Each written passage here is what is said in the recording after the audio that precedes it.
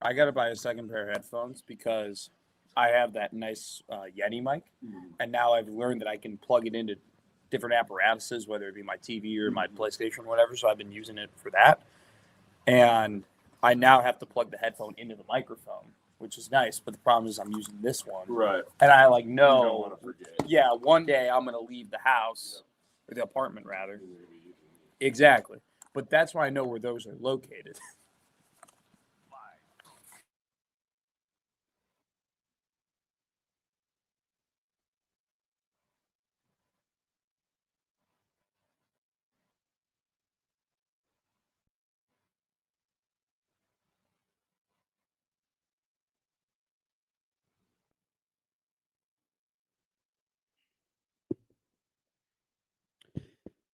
Good morning and happy hump day. Mike. We are here on 1620 The Zone. You're listening to Gary and Matt. No Gary Sharp in today. He is currently either on the plane to Abilene, Texas, or in a bus or in a car, or maybe in a police. Yeah, I have no idea. Maybe he's in a horse and buggy on his way to the airport. But regardless, no Gary in today. He will be back tomorrow. But don't go away. We got a treat. We do have a treat because today we have in the pride of Columbus, Nebraska, right? That's where you're from, correct? From Columbus? Sure. Yeah. Okay. Mr. Mike Schaefer. You're from Columbus. Yeah, I am from Columbus. I know. I'm aware of that. I'm your, well, I consider you a friend. I don't know if I'm your friend, but I consider you my friend. Somewhere like I'm in the sphere. Like if if you've got a top 247 of friends or whatever it is, you're probably somewhere in that. Are you the type of person that is like they're like, I don't have a lot of friends. Like I'm not. Oh like, no, I have really a huge. Yeah. Huge Okay. Because I know people like that, Michael Severe, who like to like kind of use the whole I only have 6 friends as like a character building, humble brag, type of deal where it's like you gotta earn it a little bit to be my friend. I have a lot of friends. I have two. I probably am too loose with You're the too term. loose with the definition. Oh my God. Way too loose. I'm like the a guy who sells you something, like a retail person that No. you see on average. Would that be considered? You know a what? friend? Brushes up against you, and she's in love with me. I went to the same grocery store for 3 years, and there was this guy named Mason, and I never really hung out with Mason outside of the grocery store, but he always cashed me out, scanned my items, whatever, and we would like have small talk. I would call that guy my friend. Yeah, I'd be like, that's my That's friend. what I mean. Yeah. Yeah, So like that's but not a one-time deal. Like it's got to be a little like now. If I have like 3 combos with you, I would call you my friend.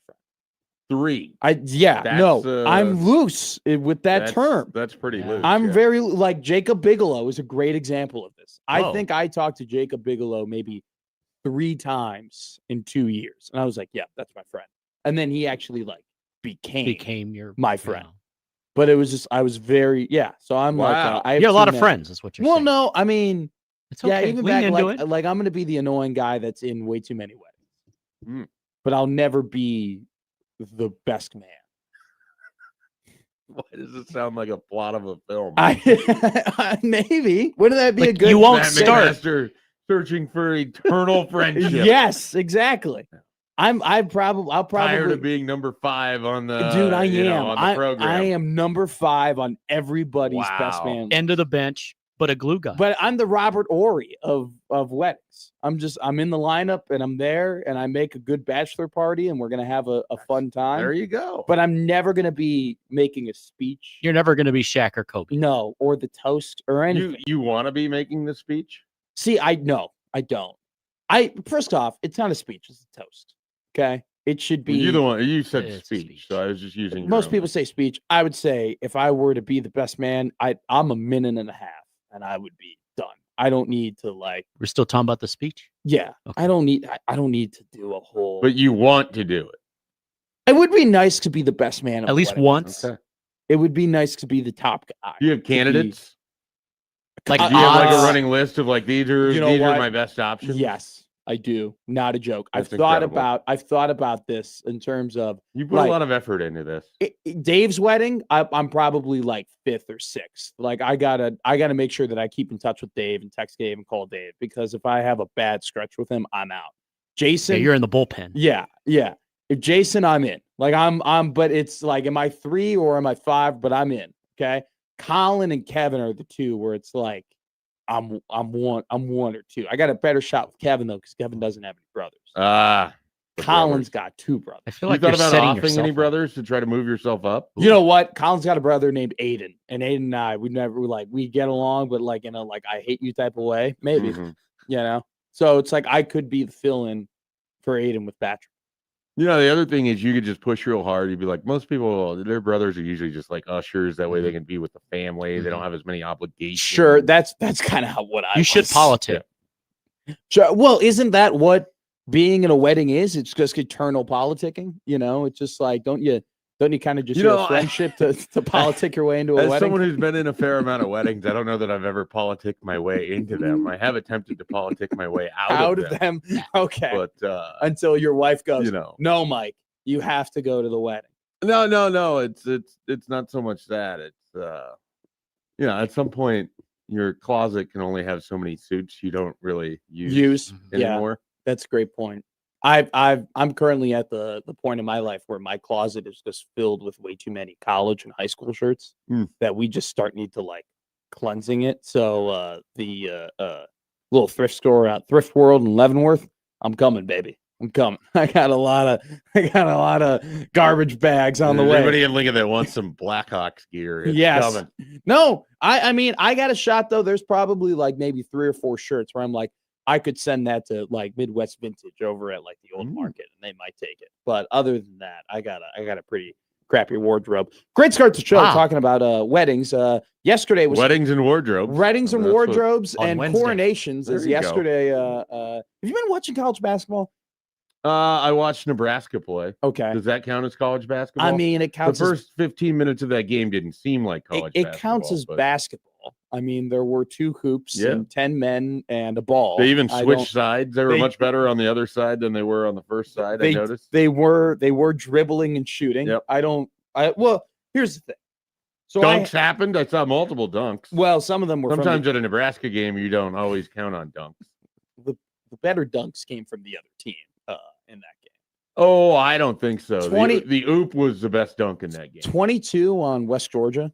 Yeah. He was. No, We'll talk about the trade deadline in the NFL later in the show. I wouldn't mind sending a supplemental 6th-round draft pick for that guy on my team. I've often thought like how much fun it would be if college basketball had this thing where you could take like one guy from the other team. You could protect like the other team gets to protect like 8 people, but then you know they have to leave something available every time they lose. It's like the NBA Street. Well, did you ever play NBA Street? No, that was right before me. Okay, so I just missed it. They had a mode where you would start off with like Michael Jordan and a couple scrubs, Okay. and then if you beat the Charlotte Hornets, you would get a pick like between Alonzo Mourning and I don't know if it was Jamal Mashburn. I don't remember who's on those Hornets. I'd probably take you'd get a Mashburn. pick like one of those 3 players for your next team. Nice. And then you go play the Hawks and you get like Steve Smith Okay. or something like Or that. Spud. Yep. You know, so I think that wouldn't be the worst thing in the world of college. And we just get rid of the portal. Get rid of the portal. And the whole player movement is you just get picked by somebody. All of a The sudden, players get no choices anymore. We're going to go from they get all the choices. Now they get none. Dibansa, Boozer. You pick your first team. That's your only choice. Dibansa, Boozer, and Koa Pete all on Duke at the end of the year. See, that's I'm pretty sure that's like a board game called Domination or something like that. Now, I grew up in the NBA Jam era. Now, technically, you grew up before the NBA. You grew up in the revitalized NBA Jam era, where my NBA Jam guys were on the New York Knicks, were Amari Stoudemire and Carmelo Anthony. Sure. But if you won enough games with the New York Knicks, you got to use the OG John Starks and Patrick Ewing. Oh, wow. And so it was like, that was kind of like, at the time, I think it was like Derek Favors and Deron Williams were on the Jazz. But if you won enough games, you got to use Stockton and Malone. And so that was, I played it on the Wii. I didn't play it on like the, I didn't play it on the GameCube. I played it in the arcade. Or the very Atari. similar, yeah. Look, I like that idea with college. Gary, the guy who typically sits in this chair has wanted trades in college sports for years at this point, from what I've been told. I still think it's wild to have an 18-year-old like commit to one college and then couple months later, I mean, it you're can like, never happen. you're like, hey, pack your bags, buddy. Hope your credits transfer. You're going to Marquette. Hope you enjoyed Texas. You need to move on from the NCAA model. the idea that they actually go to school. Yeah. I mean, once they're no longer Aren't we kind of doing tethered that? to going to psychology 101 at 9:30 in the morning some days of the week, if you don't have that anymore, then that wouldn't be a problem. But since allegedly that's why this whole thing even exists, Sure. I'm guessing that's going to be kind of hard to pay the way on that one. Well, yeah, I think that look, come on. It goes without saying. We're getting to the point where school just is not, it's just not a part of Naming this. rights is what it is. That's a good way of putting it. But yesterday, no. Watching Duke and Texas yesterday. First off, college basketball starts way too soon. Okay. I'm still football pilled. No, I not felt watching when those action? NBA tweets started like 2 weeks ago. You got a lot of hate for that. Yeah, nobody needs the NBA in October.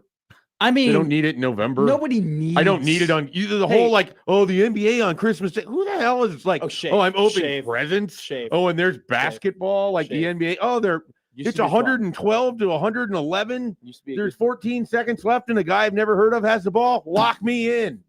Do you ever This need meaningless hey, game. does a- I don't care. Does a man like you ever need the NBA? I don't think you've ever needed. I the love NBA. when it is interesting in May and Sure. June. If you give me it's 112 to 111 and it's May 11th and a guy I have never heard of has Sure. the ball, I'm in. Yeah. I'm in. There's Yeah. stakes. But when we're in load management era and they play Good point. 2/3 of the games and you'll get to Christmas Day and you're like, oh my gosh, what a great matchup. It's like, oh, Steph Curry stubbed his toe in the shower. He's done. He's not going to play.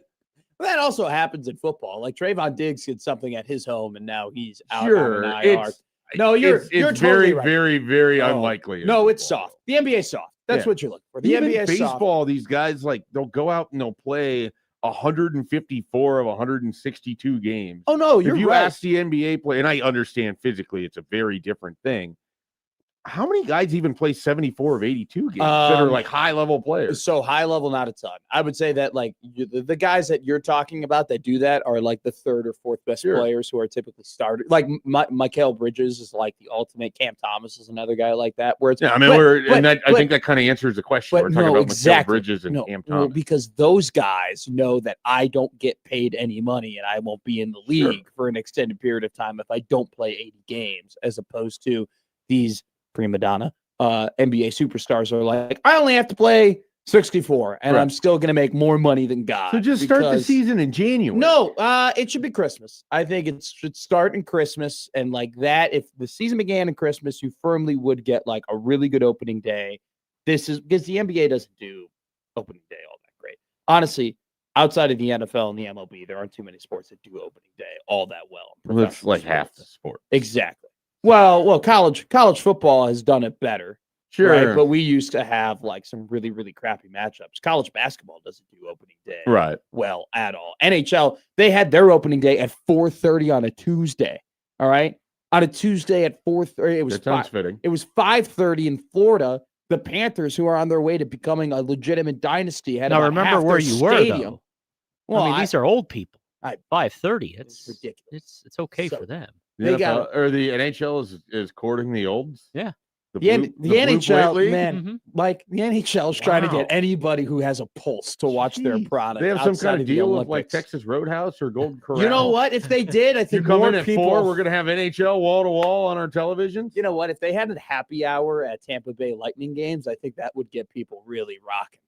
Okay, you'd get outside of because Steven Stamkos here is basically done. I mean, that's you don't have people really rocking for the Tampa Bay Lightning anymore. Nikita Kucherov is on that team. But what I'm saying is, I agree with you. They need if the NBA had an opening day on Christmas, and that was the first game of the season, and they rose the banner there, and then they went a couple months after, and they actually gave themselves time in the summer to have their own season along with the MLB. That would be incredibly beneficial. But none of these sports and none of these commissioners take any of our advice because they just do whatever they want, and as long as money gets in their pockets, they really couldn't care less if you are convenienced by Sure. when they play their games and when they have their playoffs. It's just TV deals rule all. But anyway, watching Cam Boozer yesterday, played for Duke. He didn't have a very good game. But these guys, some of these dudes who are coming in, this draft class in 2026 is going to be absolutely insane. It's going to be incredible. Cam Boozer looks like a grown man, and he's a freshman. Yeah, I mean, in high school. His dad was Carlos, but yeah. I mean, his dad looked like he aged out of college the day he walked in and enrolled. So does Cam and Caden, like his brother. Like Cam Boozer took from the low block up to the 3-point line, took 3 steps, and he was there. It was ridiculous. The guy moves like an alien. I don't remember which Duke game I had. It might have been like they had an exhibition that got televised. Yeah. And they showed Carlos and his wife. And my initial thought was, why does he look younger now than he did on the 2008? Isn't that funny that's happening to athletes where it's like the offensive linemen in the NFL like go from looking, no offense, like disgusting human beings that like, have never lifted a weight in their life. Yeah. Well, not lifted a weight. Obviously they've lifted weights, but like haven't had like a good. We'd love to hear you say that. No. You look like you've never lifted a weight. Not that. As they hoist you over the nearest wall. What I'm saying is they just look like they're very big and they're just very fat. They look fat, and then they end up retiring and they look incredible. Like they look like they. Well, you don't need to eat. I know 3,200 calories. Well, it's like Joe Thomas looks like he should be a model on Vogue magazine. Like after he retired from being looking like a I don't want to say a slob, but like just a very. I don't know if Joe Thomas ever looked like a. I don't think so. I would not say that to Joe Thomas. Which is why I said I wouldn't say he looked like a slob. You said that, but then you literally also just called them all slobs and said none of them lift. That's not true. You basically did a "Do you even lift, bro?" Could be a poll question. Are linemen slobs? That should go over well for you. You know what I'm saying? They all are very big humans, and they end up looking they all slim down and they look great. I'm saying retirement does well. So, are you advocating for smaller linemen? Hell no. I want big horses. I want big horses. It seems like you want them to be smaller. No, you think they look slovenly? No, I want them to be big. If you're not a slob, I'm worried. You're sending very mixed signals here. Well, I was a lineman talking to you, I'd have a very hard time understanding what you want. I want big, strong You want me to men. walk the runway? No, you also want me to be the Kool-Aid. No. I said when they retire, they look like they can walk the runway. When they're currently playing, they look incredibly big. You don't realize how in great of shape some of these linemen are because they're just so low. I feel like I do realize this actually at a very just high level. Just looking at him, you're like, wow, that's a big guy. A lot of fat on him. Anyway, I don't even know how we got there. This is the Mike Schaefer show. The Mike Schaefer fill-in show with Gary and Matt here. We'll be talking about a lot today. The NFL trade deadline happened yesterday. Some wild moves occurred, and it was definitely one of the most unprecedented. Have you checked on Josh? I didn't check on Josh. He didn't. I was watching the crossover, and then I listened to a little bit of the show, and they didn't touch on it in the minutes that I talked about. I didn't want the Bears to make any moves because they clearly just aren't going to win the Super Bowl this year. But I would have taken Quinnen Williams. After finding out how much it costs to get Quinnen Williams, I'm glad they didn't get Quinnen Williams. So we'll talk about that and Sauce Gardner too. And some interesting conversation about some people have it worse. Okay, in terms of rooting for teams, there are some people who just have it really, really bad. And I want to give a shout out to those people because I think I have it bad. And then I see some things that happened yesterday and I go, no, they're in a much, much worse situation. We're also going to talk about the Huskers. Don't worry about it. TJ Lateef is going to be the starting quarterback against UCLA. His offensive coordinator spoke yesterday, kind of sent some mixed signals in terms of what the offense may or may not look like. So we'll talk about that as well. And just in the generalities of what this team looks like. Is this going to be a UCLA game where you lean more on the defense, or is it going to be a UCLA game where it's going to have to come down to how TJ Lateef is going to look? And then on top of that, we are past the midpoint of hypothetically when Dylan Raiola would be the starting quarterback of the Nebraska Cornhuskers. And so because we are past the midpoint, we're going to be giving out midterm grades today in terms of how has Dylan looked with a bunch of other silly sports stuff to go down the line. And we're also going to be talking about a gambling scandal that I don't think is getting enough run right now. So that's the show and part of the things that we'll be talking about, along with our great lineup brought to you by the rooferys at John Higgins Weather Guard. We'll have Jay Moore up at 8 o'clock, John Walker at 9. It's Creighton basketball's kickoff to the season today. They play South Dakota, so we'll talk about that with John Walker. Tip-off generally, right? Yeah. Tip-off. Did I say kickoff? 9:40, Brandon Vogel joins. It is Nebraska, so it's okay. It is. We'll be fine. I'll be on Jay's overtime tonight. So Very Mr. nice. Radio over here. It'll be a very, very Good for late you. night. I'll be asleep. It'll be fun. It'll be interesting to see. So first game of the season for Creighton. They play South Dakota. Their second game of the season, they got to go out to Spokane, Washington to play Gonzaga. Owen Freeman had a torn meniscus that kind of kept him out during the off season. So he wasn't really able to get into game speed and condition properly. And so today will be a really, really big game for the Iowa transfer big man for the Creighton Blue Jays. And it'll be interesting to see what they do with him when they play Gonzaga, because in their last exhibition game against Colorado State, he definitely looked like he was a guy who hadn't played a lot in the offseason. So that'll be an interesting development for tonight. And also, too, just the fact that Creighton basketball has about 11 dudes who could possibly play the season. And so they're going to have to whittle that down. So we'll talk about all of that with John Walker at 9. Don't go anywhere. We've got a great show for you today. Gary Sharp out, Mike Schaefer in here on 1620 The Zone.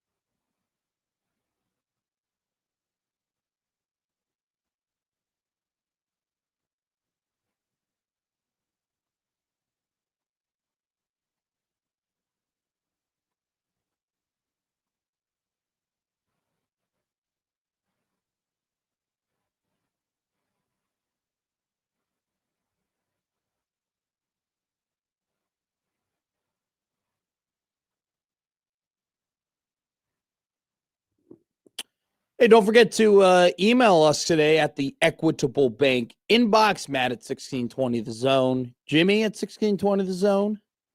That's what it is. Yes, right? that's what it is. That's what it You is. can email me. You can email Jimmy. Jimmy, where No, I'm saying you can email me, Matt. Okay, I can email you. Yeah. Can the listeners email you? Of course, they always do.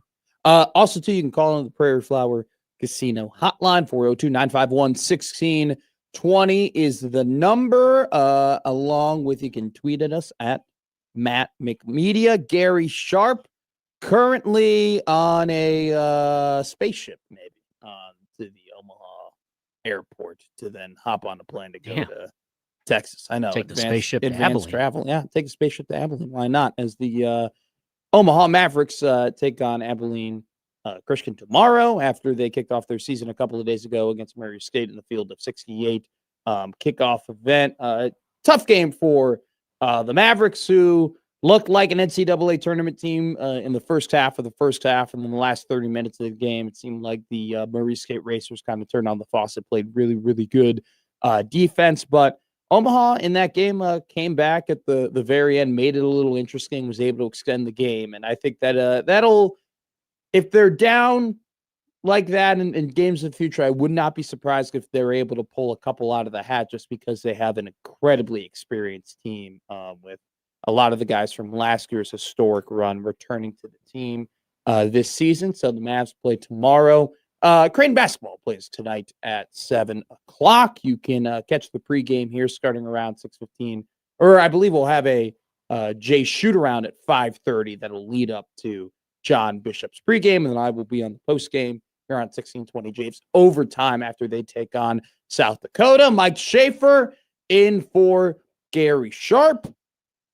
Big game coming up on Saturday, Mike. The Huskers are 6-3. Did you know that? Has nobody told you about that?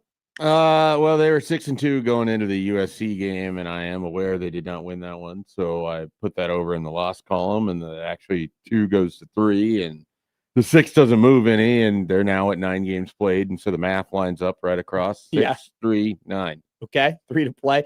Your head coach likes to remind you how many wins that Nebraska football has, and the fact that they haven't had those wins in this time of year previously in the last couple of years. He loves reminding you of that. Far be it from me to criticize Matt Rule, but probably not a great idea to remind people that you haven't had those wins at this point in the season when you've been the head coach for 2 of those years. Yeah. You are 1 in however many in those games in the month of November. Like I don't know that I think it makes a lot of sense to reference that personally. Sure. But everyone's to their own, and I understand the idea behind it. I just also think it kind of ignores the fact that you lost to UCLA last year, Michigan State in 2023, walk-off losses to Iowa, Wisconsin, Maryland. Keep going. Iowa again. Illinois, forgot about that one. That was a calamity in overtime. Yeah, no, well, that was a tough one. Illinois in overtime. Yeah, last year. Why am I blanking on this Illinois, game? Yeah, the Memorial. 4th and 72. Or that was the Friday game. Yeah, I was thinking more specifically the month of November. Oh, sure. Because it's been so bad for them. They're well on their way to being an 8-4 football team. We'll see how the disruption of no Dylan Raiola changes the ability to win another game or 2 here as the season plays out. I mean, you could certainly say that Nebraska won't win another game, and yet at the same time they're playing a team in Penn State that doesn't have its head coach or its quarterback. Yeah. They're playing a team in UCLA that may not have a whole lot of motivation left to play. They've got an Iowa team that that game is going to be close and late. Can you finish it this year versus Iowa? I mean, so it's a weird year, and especially you drop in the fact you no longer have your quarterback. What does this look like for your offense? And that's kind of where Dana Holgerson comes in yesterday. It's one of those things where you really don't know how the rest of the year is going to go because you just don't know what you have in Latif. Yeah, I think you know everything about this team at this point that you need to know. I was trying to convince myself after 4 games that, hey, things can still get better and things can still improve. Honestly, not much has changed a whole lot since after the Michigan game, except that Emmett Johnson has taken strides that I don't think a lot of people, even you and me, we were both guys who liked Emmett Johnson a ton. I will be the first to admit I never thought that he would be at the caliber of it's going to be him and Justice Haynes to be either the first or second team All Big Ten running back.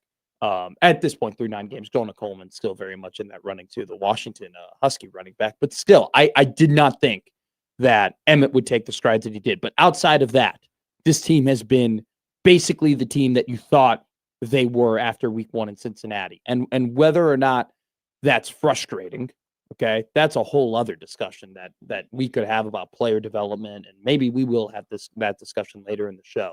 But if TJ Lateef comes out against UCLA and plays really good football, even just good football, and they end up winning that game, you're thinking, okay, 8 wins on the table without a doubt. 9 wins definitely still could be on the table.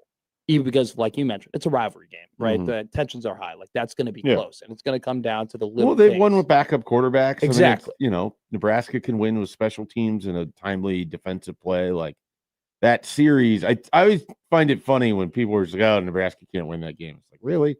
They face much better versions of Iowa with similar versions of Nebraska and still only lost by 3. Also, too, let's not forget about 2022. Like, that team had an interim head coach, a team that literally wasn't playing for anything. They were 3-8 at that point, and Matt Rule was on the way, and it was kind of known at that point. Like, even during the game, it was kind of known, all right, like, hey, here he comes, a new era is going to be done, and yet that team still went out there and beat, a good Iowa team at the time. So the whole I was going to steamroll Nebraska, and that game is already a foregone conclusion. I don't buy that, because it's just, especially at Memorial Stadium. And even if Nebraska is at 7-4, or 7-4 or 8-3 heading into that game, regardless if it's TJ Lateef or Dylan Raiola playing quarterback, that stadium is going to be rocking. That's going to be a massive game. And so this season at this point comes down to TJ Lateef, but I think more importantly, it's going to come down to Dana Holgorsen, and it's going to come down to and I want to get your thoughts on this, because to me, a lot of people have, and we've, in the YouTube chat, which by the way, we love the YouTube chat. Shout out Headley, shout out John, shout out Fongwei, shout out all the guys who are in there today so far. A lot of people have been, Dana's overrated. Dana hasn't called good games. Dana Holgorsen, isn't good at his job. I don't think I'm not buying into that as much as I am buying into Dana Holgorsen has been inconsistent this year. That's just and not just from game to game, but even from drive to drive. I think it's just been wildly inconsistent in terms of the situations he's putting, in particularly his quarterback in, and then on top of that, what he decides to call in those situations. And I think that it has led to questionable drives, sacks, negative plays. But then there are also the 14-play drives that they put together where they're creative and unpredictable, and they end up scoring 7. Yeah, I mean, I thought the biggest takeaway I had coming out of the USC game was we completely overrated how much Dana Holgorsen was going to matter to Nebraska football in 2025. That was my takeaway. I think we've got a lot of evidence now, 9 games into the season, plus the 4 that he had last year, that he has struggled to figure out how he wants to call things with this subset of players. Yeah. He's struggled against Big Ten teams in a way that I don't think he really thought that he would. I don't think he is given far enough credit to defensive fronts or hasn't given or taken enough credit away from what he has on his offensive line. I mean, Dana Holgorsen got Dylan Raiola injured, full stop. You ran a slow developing play with the most havoc-inducing defensive line that you face all year at a time when you didn't need to, because you can't help yourself but press the I want to pass button. I think that it was a horrible play call with nowhere for him to go with the ball. So he has to do what he always does, which is hold on to it. You know he has a problem with that, and you keep calling slow developing plays. He doesn't throw it away. Yeah. Your offensive line, which is already down 1 tackle at this point in the game, is on its backup right tackle, who's been struggling all game at that point. Sure. And he's not even the one that gives up the hit. No. I'm just saying, yeah. Dana Holgerson, everything he did in 2025 led to the moment in which Dylan Raiola was no longer able to So there play. you go. So that's where I was going to come in and say, I don't know if I can say I can pinpoint that one moment and say that play call specifically got. Yeah, I'm Dylan just saying, Hurt, like but that one. no, At some point, he wasn't going to get back because up. here's why. He leads the country in pressure to sack percentage. Dylan Raiola does. There is no quarterback more in the country that gets pressured like he does and then ends up getting sacked. And it's because, one, he's not that fast. And number two, even though that he's shown improvements at times, he still is a below average in maneuvering the pocket. He is. Now, there will be moments like against Northwestern where he threw that third down Nate to Lindenmeyer where he sidestepped to the pocket and threw it. And you'll be like, all right, that's improvement. But then there are other moments where you're right. He holds on to the football too long and he can't evade things. And I think it was a building block moment in terms of him getting injured, because go back to the Minnesota game.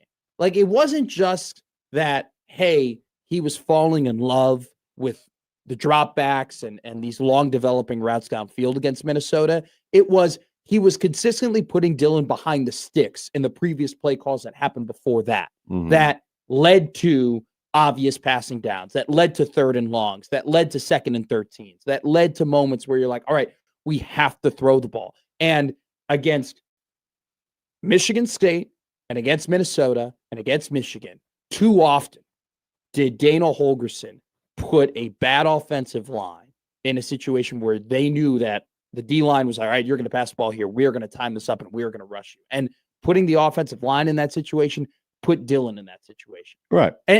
But there were also times, Mike, where it's like, hey, that was creative. Hey, that was good RPO. Like, hey, that was a really good sequence where you set this guy in motion and you ran this play, and then you sent the same guy in motion and you ran a different play. And you're like, all right, it's working. Like, this is the creativity, the sequencing, the motions, the different formations, the unique personnel groups where the defense is on the back foot and they don't know what you're really going to do. You see that from time to time within a game, and you go, all right, this is what I thought. And then you go ahead and you run the ball on 3rd and 10, and you try and play a field positioning game against the number 1 offense in the country. Like, I don't understand that. So I struggle with the inconsistency of Dana Holgerson, and then I struggle with, the fact that he's so in love with using the same plays that they were using last year and using this and saying, well, it's the same offense from last year. I'm just, calling the plays now. Like, no, you're Dana Holgerson. Like, you are a prolific play caller. You're understood to be one of the more creative guys in the sport. Go and create.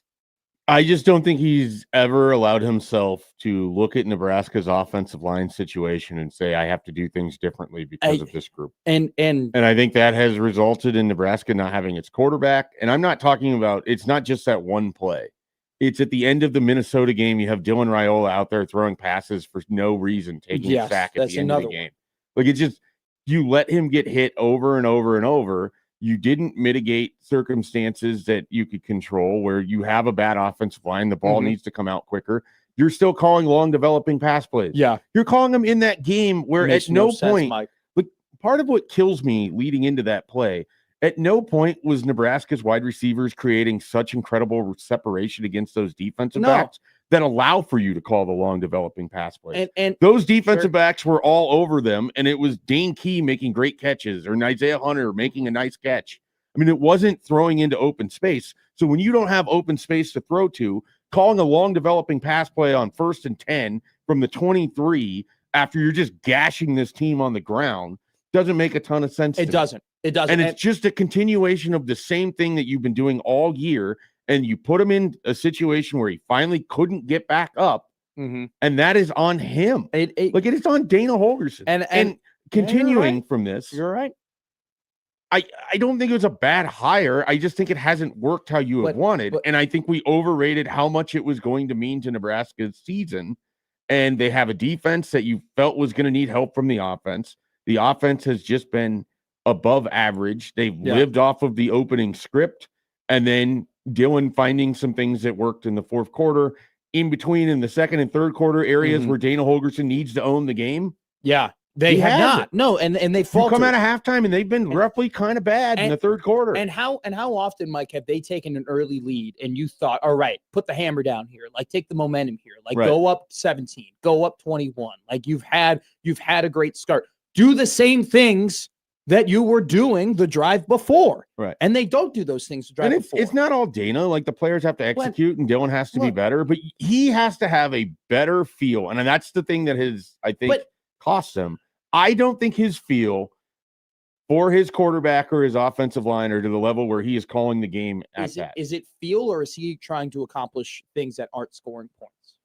That's my question. Is it because I do agree he's got a lack of feel, but is it also, hey, the defense is a little tired right now. Like you got to make sure that you have a long drive, or like, hey, I don't think Nebraska tries to have long drives. I think Nebraska has long drives because they're unable to execute certain things that allow them to have shorter drives. But at this point in the season too, it's like you're 9 weeks in. Like the execution, they just didn't execute, or these things aren't, like they were even saying that like against Minnesota. Okay, that's fine in week 2. That's fine in week 4. When we're getting into mid-October, early November, you can't be having these execution errors anymore. And yesterday, so he went to the podium. And he's talking about TJ Lateef and goes ahead and he says, well, when he was playing earlier in the year, we were just calling plays. And when he was playing against USC, we were just calling plays. And that was in reference to, changing the playbook because you have a different quarterback. And I cringed at that. I cringed immediately at that. And then he said, well, we're going to do things that feature what TJ Lateef does well. Okay, fine. Obviously, got to say that as a coach. You want to hear that. That's something, it's common practice. They need to do that. My thing, though, is that I don't know if they really did things consistently that featured what Dylan did the best. Because I thought Dylan was really, really good rolling to the right and throwing on the run. And they did that not nearly as much as I thought they were. And I think there were times where Dylan kind of struggled with the RPO game and maybe didn't make the right decisions or didn't pull down the ball or didn't recognize what he was fully looking at. And they run that a ton. And I thought that in the couple of times they did play action, Dylan looked pretty good in play action and taking the handoff and then making a quick read. And they didn't do that a ton. And so, yeah, I have a little hesitancy when you have a backup quarterback and you're claiming, hey, we're going to do things that he does well, when I thought you had a 5-star quarterback that clearly there was a line drawn down of this is what Dylan does well. This is what Dylan doesn't do all that well. And unfortunately, there were times where the plays that they were calling were more so skewed toward the things he doesn't do well. Let me give you a stat here, Mike. Down the right side of the field, 20 plus yards down the field, balls thrown, 20 plus yards down the right side of the field outside of the numbers. Dylan Raiola is 2 for 12. Okay. Yep. He is not good at throwing that ball. Yet they've thrown that ball, and in particularly thrown that fade so many times where it's like at some point you got to recognize, hey, this is not his strength. This is something that, you can never just take something fully out of the playbook. But the fact that that is the most consistent pass thrown down the field, 20 plus yards, where he's more efficient going down the middle and more efficient going to his left in those same situations, that's concerning to me. You got to recognize that. You got to recognize, hey, it's not very good at throwing the ball outside the numbers, right side of the field. Maybe let's not do that and waste plays and continually put your quarterback who's immobile with a bad offensive line in obvious passing situations. It's just it's the inconsistency, not only from a just a play calling perspective, but just an inconsistency now from a word perspective of like, we're going to do things that feature TJ well. Well, you didn't really do it with the QB who was ahead of him. Yeah, well, and I think part of that is basically just saying they're going to run him more. I mean, I think that's kind of the only obvious thing that you're going to do that features TJ Lateef in a way that doesn't feature Dylan Raiola. Everything else, I think, will look the same, be the same. But just as well as I do, you're not gonna beat any of these Big Ten teams if you can't throw the ball 10 plus yards down the field, at least. Yeah, no, I get that. And I think UCLA, I think they should probably play the same way that USC did in the second half when Dylan got hurt of, all right, we're going to bring everybody tight to the line. And we're either going to stop your run and we're not going to allow you to do your screen stuff. And I think they had success in the screen game against Michigan State, and they had some success in the screen game against Maryland, and they fell in love with it. And they started thinking, all right, this is part of our identity. And I just don't know if a consistent screen game with guys who are good athletes but not elite level athletes is something that you can necessarily pin your hat on in the Big Ten. But it shouldn't be. I mean, what they should have been pinning their hat on all season is mesh, and they haven't run it. Yes. So I don't know if they just don't run it well enough in practice. I don't know if they just don't like it. I don't understand. You know, you used it successfully enough against Cincinnati to chunk your way down the field, and then it just sort of went out of the playbook by the time you got to Michigan State. And in theory, Mike, when you chunk your day, okay, so they weren't the most efficient against Cincinnati in terms of chunking their way down the field, right? They only scored 20 points, right? They had some miscues, they had some drops, they had some plays, negative plays. But if you continue to practice that and you continue to do that in games, you should get better at it. Like you should. Well, Cincinnati's defense ended up being better than at least a third of the Big Ten teams that you're playing. So I agree with you in terms of why did Dylan look the quickest and best at processing in the first game of the season, and then he hasn't looked that way. He hasn't looked nearly as good in terms of quick decisions since. Right. That shouldn't be the case. It shouldn't be. And I think the answer there is that they let him get hit way too much.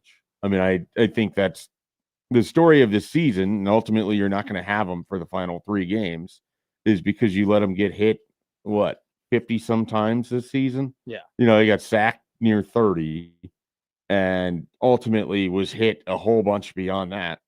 And you can't mitigate it entirely, but part of your job is to put these guys in a position to be more successful. And I don't think Dana Holgorsen did it at a high enough level or what we were expecting. I think he did it at a really good level with Emmett Johnson as the season progressed. Sure.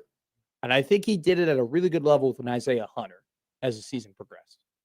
Outside of those two guys, couldn't really tell you. Like against Cincinnati, Mike, Dinky they got him outside 1-on-1 on a 3rd and 6. They ran a beautiful RPO slant, hit him. He got the 3rd down. Which that might have been the last slant they threw all season, by the way. So bang. Like, you know, where I went on the radio the next day and I go, I would love 3rd and key. I would love that to be a thing where it's like, all right, you know, he's not Wes Welker, but he's your wide receiver that you're like, all right, in 3rd down. They haven't done that. They just haven't done that. And you would have thought that after that Cincinnati game, they would have taken some of the best parts and then added on to it. And it seems like they just have failed to do that. All righty.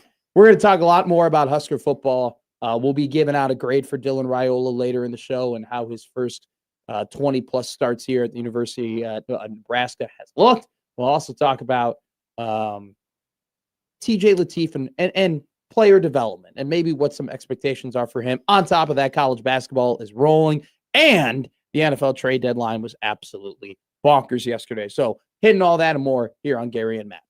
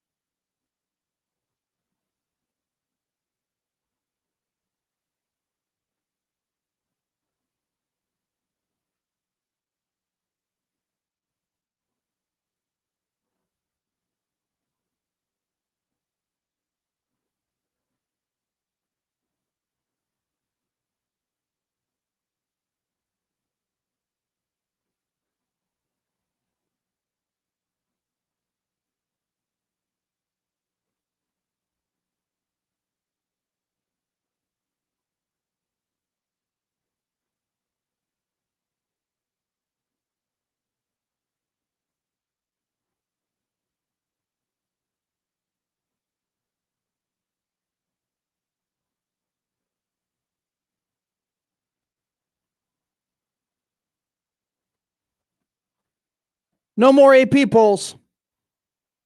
They're done. Canceling the AP poll. It's over. This weird. Did you ever get on that of the whole college football Twitter fiasco of just every week people getting unnecessarily mad at these AP polls? I mean, I don't know. I don't know if I ever had a tweet about it. Okay. It did. I have a very strong preseason rankings are insufferably bad and result in overthinking about the talent or quality of teams all year long. That's a general take that I have.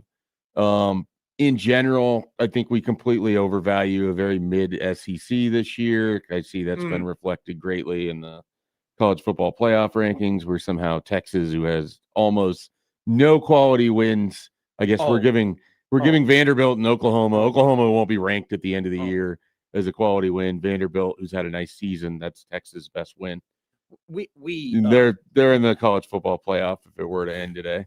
So yeah, the overrating of just recruiting rankings that we have, not in the beginning of the year, right? When we try and see these teams to begin the season, yes, recruiting rankings need to go into that. They need to be a factor, okay? Because your baseline should be talent. Hey, this is a talented team. When we're in week 9, okay, week 10 rather, we should be done with what the recruiting rankings were and who had the best. Who's talking about recruiting rankings? I think that what I'm saying is that I think that the overhyping of a mid SEC, which I agree with you, comes the recruiting rankings and how much talent they have and the preconceived notion of how good they should. I think it just comes from simply being ESPN. ESPN just tells you over and over these are the best teams. But their metrics though do account for recruiting rankings too. So that's what I'm saying. I'm saying that we are too far into the point where we are allowing what we believe these teams should be at the beginning of the year, which had a lot to do with recruiting rankings and the talent that they have. We're allowing those things to influence us too much into where we're at, right? Because if Texas wasn't the one of the 2 best teams in the country to begin the season, right? Would they still, with a 7-2 record, I agree with you, with non-quality wins, would they be the 11th team in the CFP if they weren't so highly rated to begin the year? No, they wouldn't have been. Right? I agree. If BYU started the year as the number 1 team in the country because we thought, oh my God, they have so much talent, they've been killing it in the portal and they've been killing it in high school. If they started the year as the number 1 team in the country, they'd probably be in the top 2. That we allow these preseason rankings and these maybe recruiting rankings is too much of a blanketed term, but we allow the belief of this team is super talented, this team is super talented to affect so way too much when we get into not even just the middle of the season, the back half of the season, where we have seen these teams perform and we know what they look like. It's ridiculous, and which is why the SEC's got 6 teams in the top 12. And I don't greatest conference ever. I don't get it because every week eking out wins over South Carolina and Kentucky, Mississippi State. These are the big boys. Nobody can play with them. You beat me to it in terms of I looked at Texas and I go, so they beat an Oklahoma team that clearly had a mangled John Mateer, who wasn't even close to what he was in the beginning of the year, not even close to what he is now. Right. And then you're telling me that, it doesn't matter that they lost to Florida. We're just so they lost to Florida, and it was a 7-point game against Ohio State. But if you watch that game, they got manhandled. Okay, they got dominated in that game. So you get dominated by the number 1 team in the country, and you lose to a bad Florida team that no longer has their head coach. Your best win's Vanderbilt, who is or Oklahoma. Well, Vanderbilt too. Their best wins are to a South Carolina team that's not very good, an LSU team that doesn't have their head coach anymore, and a Missouri team that didn't have their starting quarterback for a good amount of that game. So throw that out. And you're telling me that Oregon, because they lost by 10 to what people might believe is the best team in the country. I believe they're the best team in the country. You're telling me that they get punished for that, but they're only 3 spots ahead of Texas? What are we doing? That makes, and then you got Greg McElroy up there, who I like Greg. I listen to I've Greg. heard you say you like Greg on this show. Yeah. I don't listen that often because I'm not in the car all the time between 6 and 10 a.m.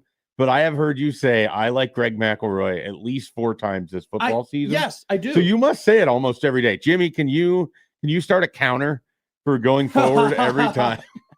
I swear to God, But he has said it twice this month already, and we're on day what? Mike, We're on day 5? Is this November 5th? Yeah. Is that what? Yeah. Look, We're on day 5. You've been doing radio. I guess maybe I heard it Saturday night on Overreaction. Were you talking about Greg McElroy at that point? Are you two in cahoots? The reason why I keep saying I like Greg McElroy is because I actually do like him, but Put it on the counter. I feel like We already I got a have to- running tally of things he says. I have to like. They actually do. They actually. Yeah, there are certain things. What's that I your say word that- again? Incredible. Yeah, incredible. Yeah, it's a crutch. Anyway, what I was saying is I've said it so many times because he says dumb stuff and does dumb you have to stuff. preface it. And I got to preface it as, I like him, but when he goes ahead and he's sitting up on the panel and he goes, I think the committee got it right. Well, no crap, Greg. Like, obviously you think the committee got it perfect because you have an inherent bias on what they should do, right? And I'm not shocked in the slightest that you have, those guys sitting up there being like, well, Texas A&M should be number 1. If you look at the analytics, right? Joey Galloway being like, everything's baked. The eye test. I don't trust the eye test. It's all baked into the analytics. The analytics say that Texas A&M should be number 1. Texas A&M should be number 1. Hey, Joey, you're going to bring up the fact that according to those analytics, which by the way are created by ESPN themselves, are you gonna bring up that those analytics said BYU over Alabama? You gonna bring that up? Were you gonna talk about that at all? Were you gonna mention that those same A&M should be over Ohio State because of the analytics, but BYU? Oh no, guys, it's Alabama. Ty Simpson looks great. They've oh my God, they've recovered greatly since losing to Florida State. Kalen DeBoer's got it going on. No, they're not gonna say that at all. Like it's ridiculous. It was absolutely ridiculous the fact that they stood up there and they're like, yeah, Oregon should absolutely get punished for not having as many quality wins, but Texas is 3 spots behind them. What are we doing? We're just living in ESPN sports world. That's what we're doing. And then they said that Iowa, and look, I understand people don't like Iowa. I get it around here, right? I'm not an Iowa honk, but at the same time, I thought it was clear from the AP poll, like they should be over Washington. Like they should not be on the outside looking in. They should be a ranked team. And they got, rightfully so, in my opinion, bumped up from being not ranked on the AP to 20th on the college football playoff ranking. And you got McElroy being like, oh, that's a stretch, even though that nobody has played Indiana as close as Iowa has. So we're going to credit the SEC teams for playing each other close. We're going to say, oh, that's a good loss. But then Iowa goes ahead and they lost by 3 to at the time, undefeated and non-injured Iowa State team. And they lost by 5 to one of the best teams in the country. And we're saying, oh, it's a stretch there at 20. But we got these. Iowa hasn't lost a game nearly as bad as Texas has. And yet that's a stretch, but Texas deserves to be up there. It's infuriating.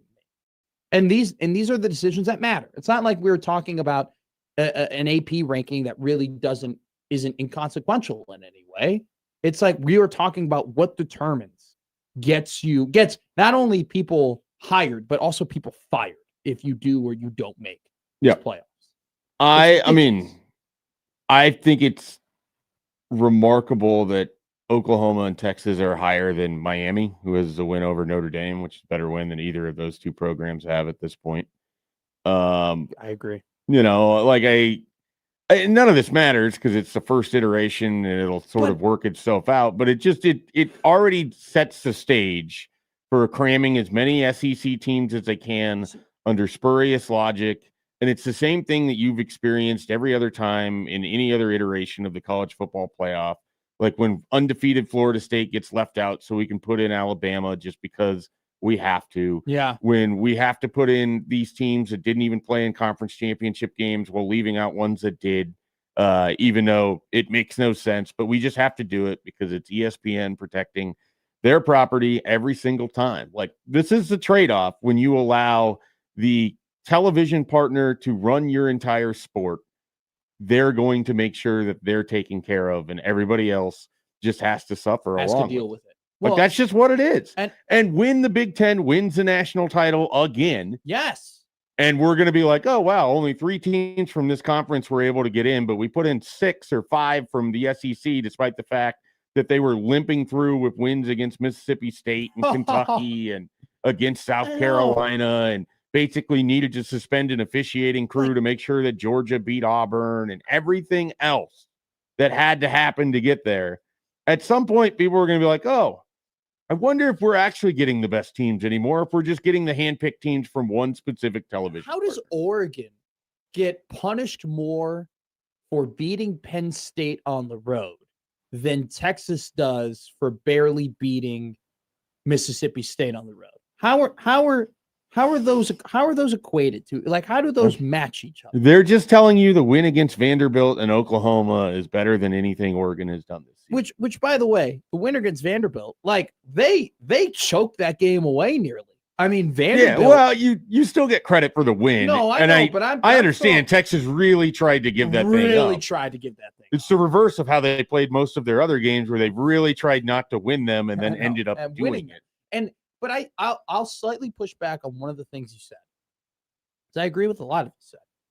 But your first point of, this is the first one, and so maybe it doesn't really matter because things are going to shake out. I don't know if it doesn't really matter, though, because now this is like you have set the precedent. Like, you have set like the starting line, right? It's almost as if like you're all in a race and you've put people now in order of like who has the closest distance to finish. And it's like it's going to be a little bit easier for some of these teams that are ranked higher in that like 13 to 19 range to get into the playoff, as opposed to the guys who are like 19th, right? Sure. Like, it'll be harder for a team like Iowa or USC to. I mean, it's really not harder for Iowa. Iowa wins out during the college football playoff. Well, what I mean though is that I'm comparing it. It's arguably harder for Oregon, who basically, if they win out, they're not going to move up. But what I'm talking about is the teams that are ranked, 13th, and the team that is ranked 17th.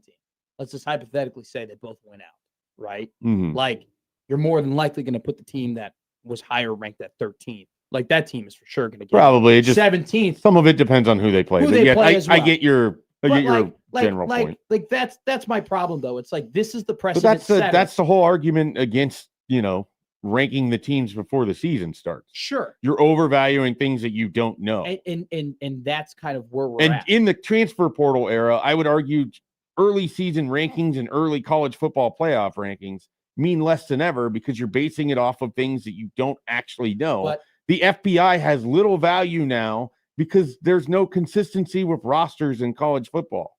Like, when you show up and play a game at the beginning of September with guys that weren't on your team before, I know, and it's not the NFL and you're not used to doing this, and you have worse coaching, I don't care what the ESPN FPI number is.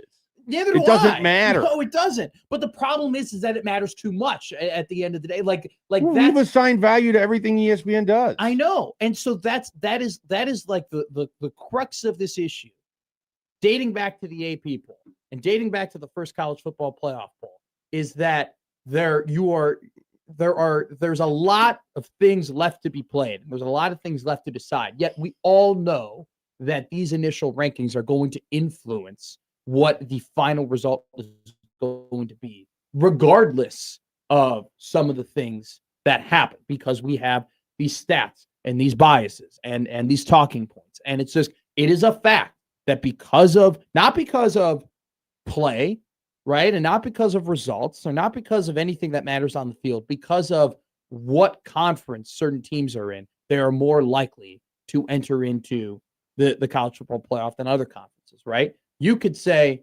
well, hey, like, I watching the game, I think Virginia, and I'm not saying this, but this is a hypothetical, right? Hey, watching it, I think Virginia visually looks like the better team, than Texas does. I think just straight up, you just watch football. Like, Virginia might be a better team than Texas. But then you got guys like Joey Galloway who are like, well, look at the analytics, and it's baked into the analytics, and everything is about the analytics, and the analytics state that Texas is over Virginia. So, like, you cannot eliminate the watching of football. Like, you cannot eliminate like what a good team looks like and what a bad team looks like. I don't think that we need to spend as much time on analytics as we do. I agree. I think that there are some analytics that are great. I think there are some analytics that go ahead. I'm saying we don't need to spend time on the power rankings polls of these things because ultimately they end up playing the football games anyway. Yeah. It's just if Virginia finishes 12-1, they're going to be in. Yeah. But Virginia finishes 11-2, then it gets really kind of dicey for Virginia. I just think that it's just incredibly frustrating when you have a AP poll that clearly, or not an AP poll, a college football playoff poll that is just clearly playing toward a side. And then you have the biggest. Unfortunately, we all knew this going into it. But then you have the biggest entity being like, it's perfect. Like, it's awesome. And for me and you who follow the sport, and for our listeners who are incredibly smart, who follow these things and listen to these things, we know that they're a bunch of malarkey. But then you have the casual college football viewer, right? Sure. Who are the people that is a massive group of people who just, like watching games on Saturdays and whatnot, and know, hey, if you have a number by your name, you're a pretty good team, and they know the big players. You have that casual college football viewer being like, oh, the SEC is awesome this year. The SEC is great this year. The SEC is super competitive this year. When it's just, we know that it's just like, really not the case, right? And it's like you actually have some other quality teams and other quality conferences that just are not nearly getting the attention that they deserve. Yeah. Because why? Not because of what they've done. How many teams do you think the SEC actually ends up with? 5. You think 5? Yeah, because I don't see a path really where. You don't think Texas and Oklahoma lose enough games that they play themselves out? So I'm more looking at it from a Big Ten perspective, right? For me, if the SEC doesn't get 5, that means that the Big Ten got 4. And I just think the path for the Big Ten to get 4 at this point is pretty narrow, because you need like specific results, right? Like you need Michigan to win out and beat Ohio State, right? I don't know if that's really going to happen. I don't think Michigan's going to beat Ohio State. Then you're going to need USC to win out, but they're going to have to beat Oregon. So if USC beats Oregon, then Oregon probably isn't going to be in there. And then if Oregon is going to be in there, they're going to have to beat Iowa. So if they end up beating Iowa, well, then Iowa's not going to be in it. So it's just like, it's kind of one of those things where it's like, well, USC, how punished are they going to get because they lost to Michigan, who that's not going to be looked at as a quality. Well, they loss. beat Michigan. Oh, sorry. They lost to Notre Dame, and they got ran over by Notre Dame. Like, that's not going to be looked on like very, very fondly. Right. And so it's just like, I say that the SEC will probably end up getting 5, just because I just think the path for the Big Ten getting 4 is so narrow. And like, what do you think they're going to do? Put in an ACC team over a SEC team? Like, I mean, there's a scenario in here where Georgia Tech beats Georgia, and then what happens to this entire thing? No, exactly. I mean, I think that's the single biggest game on the schedule that involves like single biggest non-conference game left is Georgia Tech, Georgia. Like that could swing some things.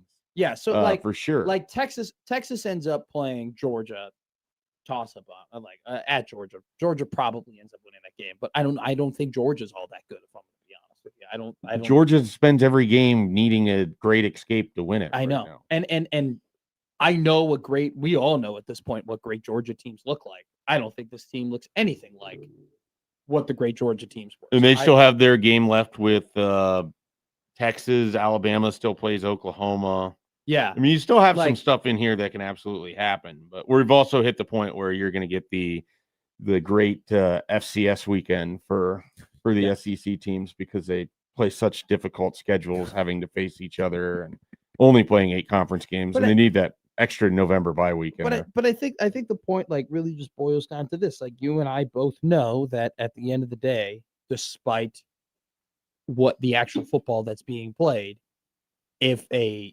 3-loss SEC team is pitted up against a 2-loss ACC team, right? Now, there's happened last year. Yeah. But now, will it be allowed to happen again? So I don't know. Thing. Like, do you trust them? Like, Yeah. do you trust them to? Because I think they got it right. But here's the last year. thing: the best thing that can happen if you are annoyed by this is that they do put in one of these teams and then they get their ass kicked. Like basically what happened to Tennessee last year tells us everything we needed to know about the SEC. If Arizona State would have beat Texas to start things off, that would have told us a lot about the SEC last year.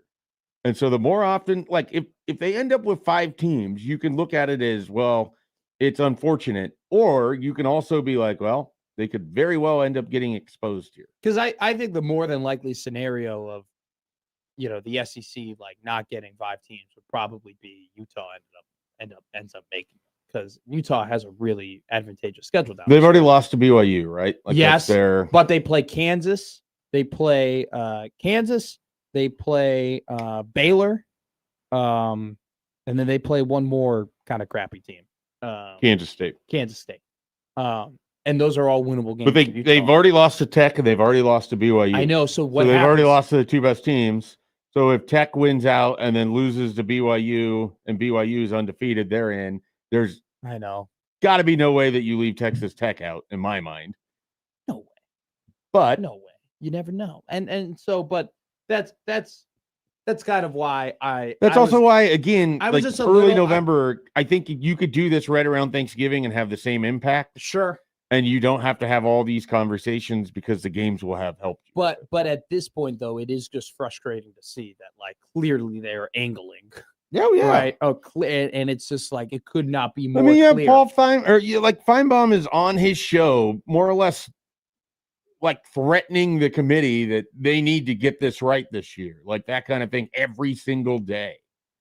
Every day. And then how much of the conversation has already been before the season even started? Well, will this be the year the SEC gets 5 teams? Are we going to see, everything around the narratives around college football was priming you for the SEC getting as many teams as they could. The problem and the reason why the NBA has taken such a step back, right, in terms of the popularity within the eyes of the public is because it became at one point more about the narratives and more about the trades and more about the drama and more about the free agency. Yeah, I mean, it's a reality TV show where they occasionally play sports. Exactly.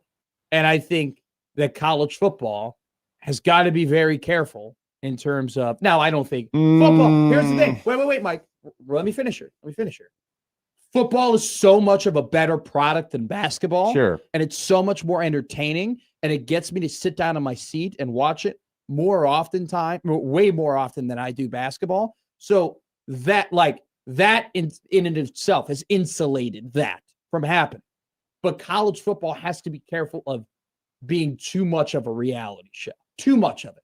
I don't think you're going to be like, I'm going to stop watching college football because ESPN is so annoying and they're clearly like having a narrative, but you definitely are going to annoy the crap out of people and put a bad taste in their mouth. And they already have kind of done that. As a YouTube TV subscriber, haven't had ESPN, and I honestly can't say that I've missed it a ton outside of I wanted to watch the end of the Monday Night Football game and I couldn't get it. But.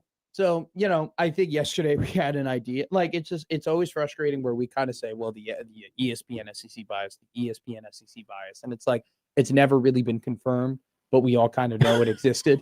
Right? It's not like they're going to come out. No, I know. But they have a long history of very aggressively promoting their television. And then once again, yesterday, it was like, all right, guys, like they're not. Did you remember when SportsCenter would have anymore. segments on arena football because they just took the contract for that? Yes. I mean, when NASCAR was as big as it was when it was all over ESPN. Well, it's another thing too, where it's like, they are a partner of the NHL, right? Like ESPN it's been awesome for me as somebody out of Chicago. Like, I love out of market. I get to now watch a ton of games on ESPN Plus of the Blackhawks. I'm very happy about it. But when the Stanley Cup goes to TNT, like, are they really promoting it? Like, are they really talking about it? Do they have advertisers for it? Even though that they're now the main, television provider, one of the main national television providers for the NHL, are they promoting it when it's on the other channel? No, they're not at all. And it's just like they don't really care about, like, in that regard, in that instance, it's not necessarily about elevating hockey, right? It's just elevating your station so people come in and tune in.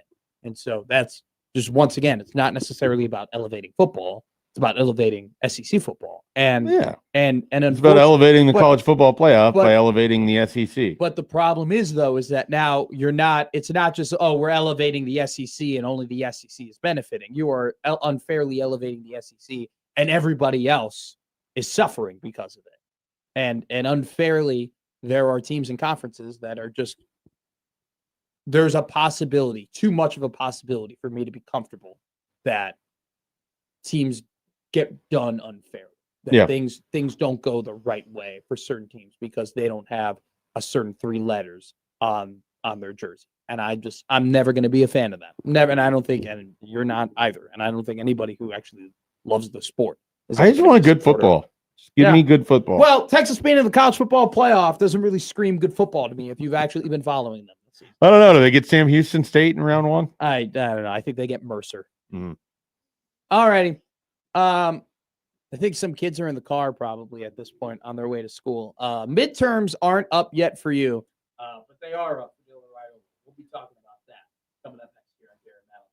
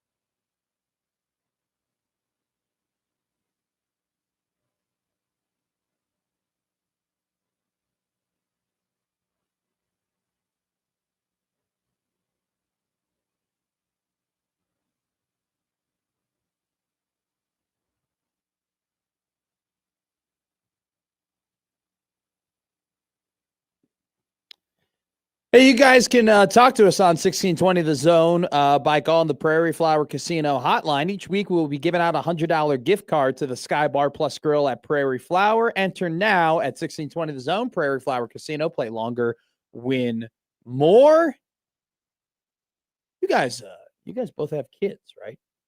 I mean, I know. Yes, you, breaking Jimmy, news. Jimmy, Okay, Mike. excuse me. Yeah, Shame how on old- me. how Shame old- on me. I was asking you. Shafe and I are parents. Can I not just have a regular conversation starter where I just kind of start off a little nice and I'm just like, hey guys, you guys Is this have your kids. first day here? Do you not know how this works? It makes a good question. How old is your son? How old is my son? Yeah. He's 20 months. Oh my God. Okay, I thought he was older. I was gonna ask, like, what time do kids go to school? He not that doesn't go to school. He same goes as to when you went to school. daycare. Usually there between like 7:10 and 7:30 in the morning most days. What time did your school start when you were back in the day? Like either high school 8:05. 8:05, Jimmy. 8:10 in high school, I want to say. 8:40 in high We school. started at 8:40 in high school. Yeah. What were they doing in Texas? Football. Oh, is that why? Because they would No, I practice just wouldn't before? doubt. That's just how it works down there. If you know, you know.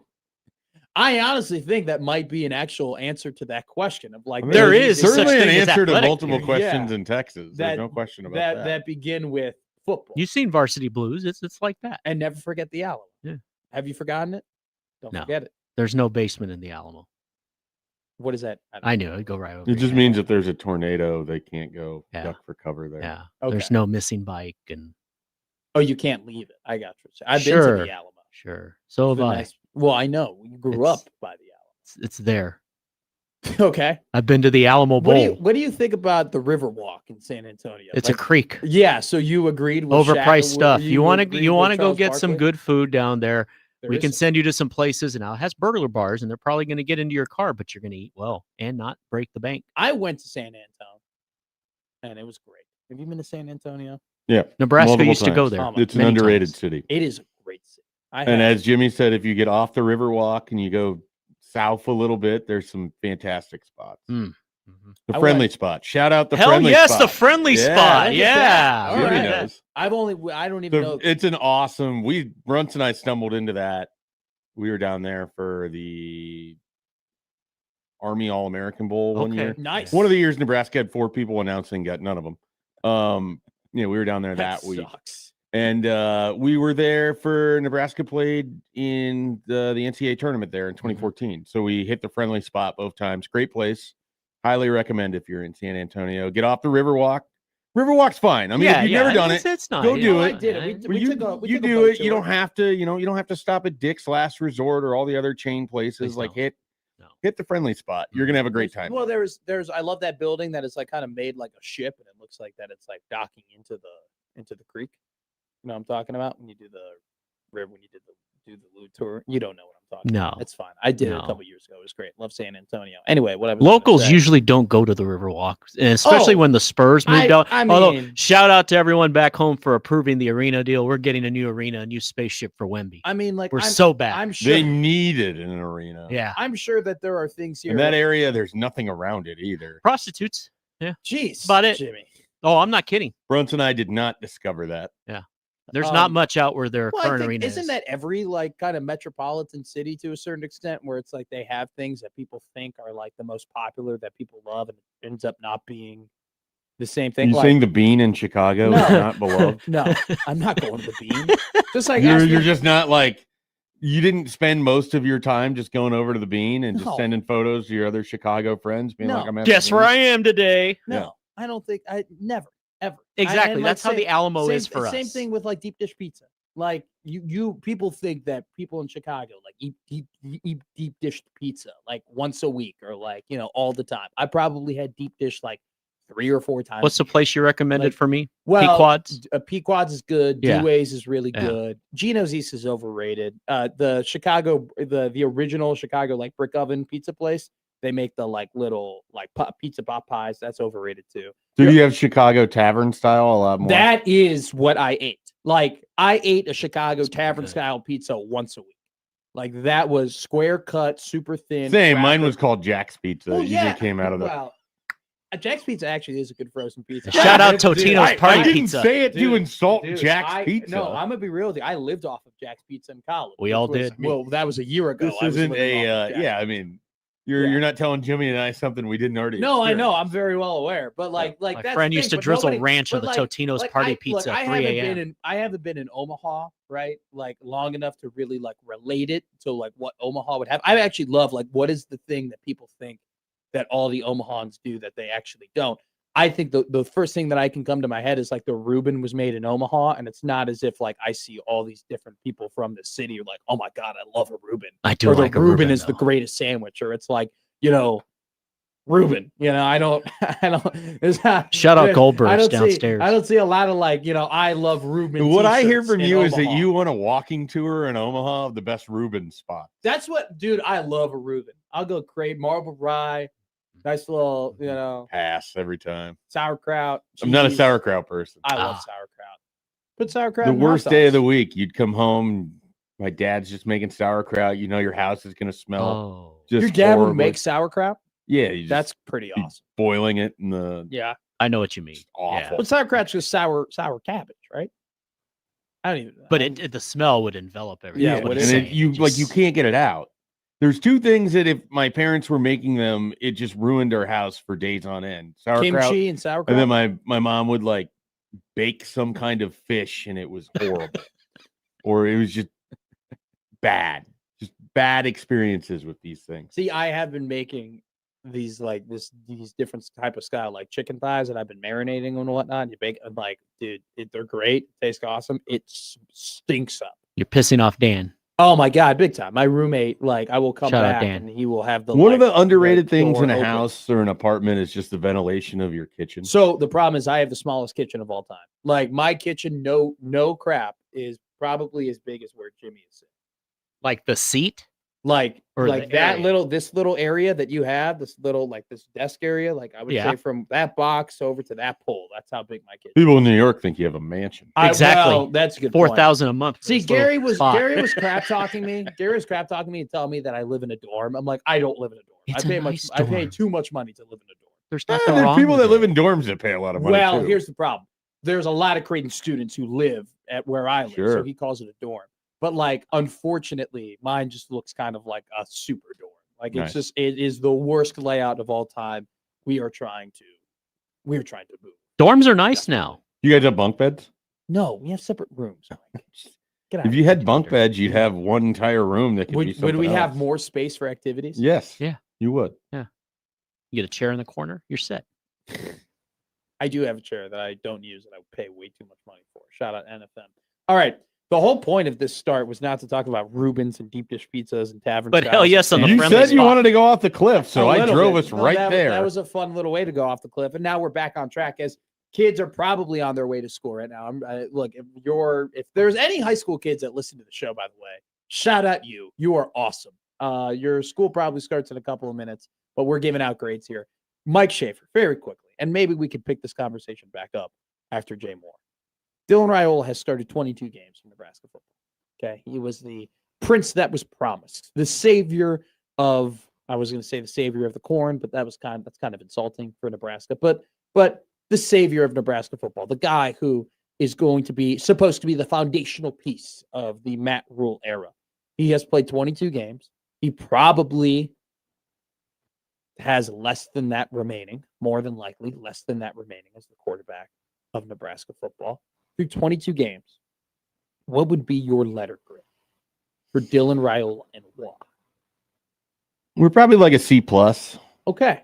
I was tempted to go B minus, but I'm probably more comfortable with C plus. It's been a little better than average in some ways. I think I give him a substantial amount of credit for doing what almost no one does, which is being a freshman quarterback and the power level and playing as he did last year. He has to wear the weight of a lot of different things for a Nebraska program that, when you're the quarterback, that's kind of what it is. And when you're a legacy and a 5-star, it's added into that. And I think he's handled it really well. I mean, I think, beyond just the on the field performance and that he's 13-9, I think that he has handled being the quarterback at Nebraska about as well as you could hope for someone that is under that microscope all the time. And I get that people don't care about that. Yeah. If you're someone who only cares about what happens on Saturdays, I would tell you that a lot of what happens on Saturdays occurs because of Sunday through Friday too. I agree with that. But I think that he has done a reasonably fine job. It hasn't been as good as people would have hoped. I think he's been a little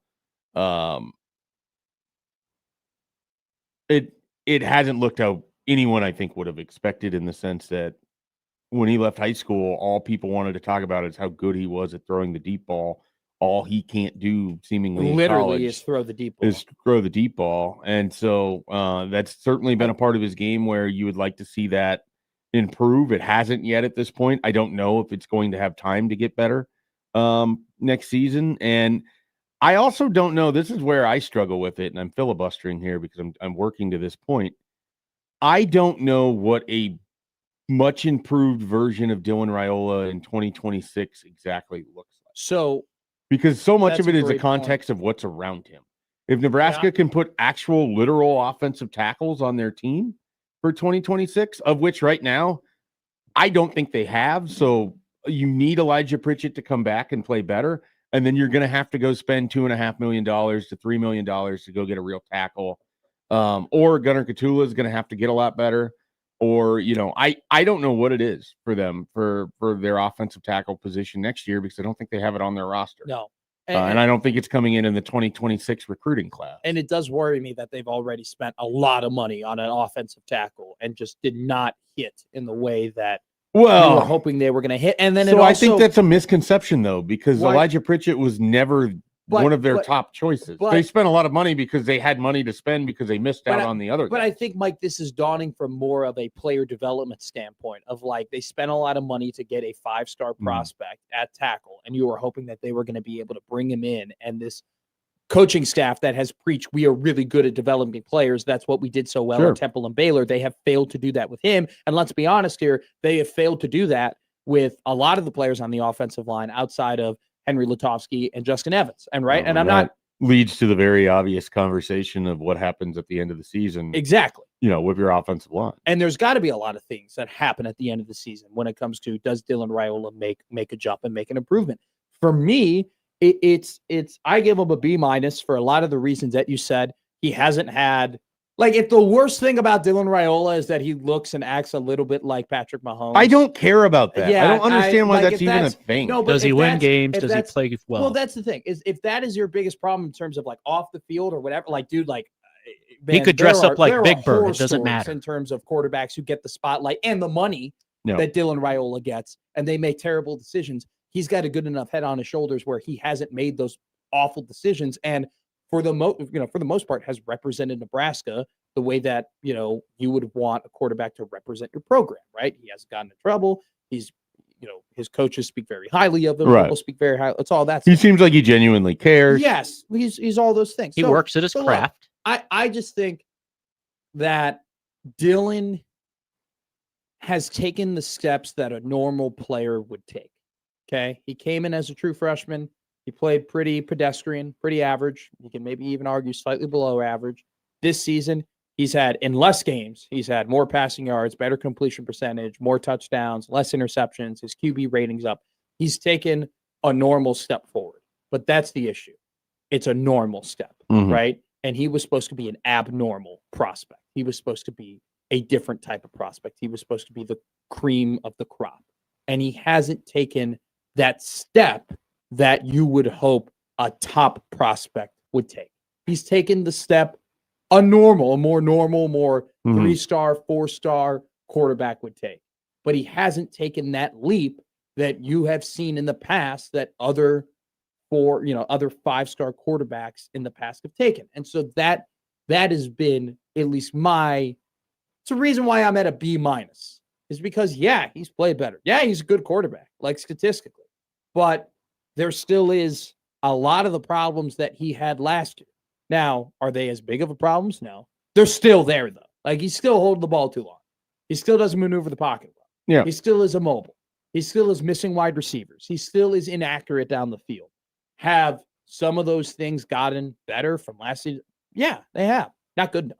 Like it's just not at the expectation that I had for him. And you want to say, oh, maybe your expectations are too high. Well, I think that's just kind of means for the territory. Like you are incredibly talented. You should be better than what you are. Not bad. He's not bad. No, I think the bad. easiest way to say it is he's been a net positive, but you were hoping for a larger impact. And I think that your points are valid that, maybe 2026 is a lot to do with what is around him. But I also think that there are just things that come down to him that are isolated Dylan Raiola problems. There are times where he has a clean pocket. He doesn't throw an accurate deep ball. There are times that he has a clean pocket. He just doesn't throw the ball. There are times where, they did a pretty good job of pointing it out in some broadcasts. It's like, dude, step up in the pocket. You're taking a half second too long, and that half second is a ton of time. So it's been good. I can't sit up here and BS here and tell you that he's great or anything, but he hasn't been that guy yet. Do I still think he can be? Yes, absolutely. All right, we're going to give you some updates around the Metro College basketball, starting for one team here. Also talk about a couple other teams in Omaha and the Nebraska areas that have big games and are playing well. And then we're going to have Jay Moore coming up at 8 o'clock talking about what he did yesterday on Big Red Wrap-Up and alongside of just what he's seen from the Nebraska football team as they head into their game against UCLA. Gary and Matt on 1620 The Zone.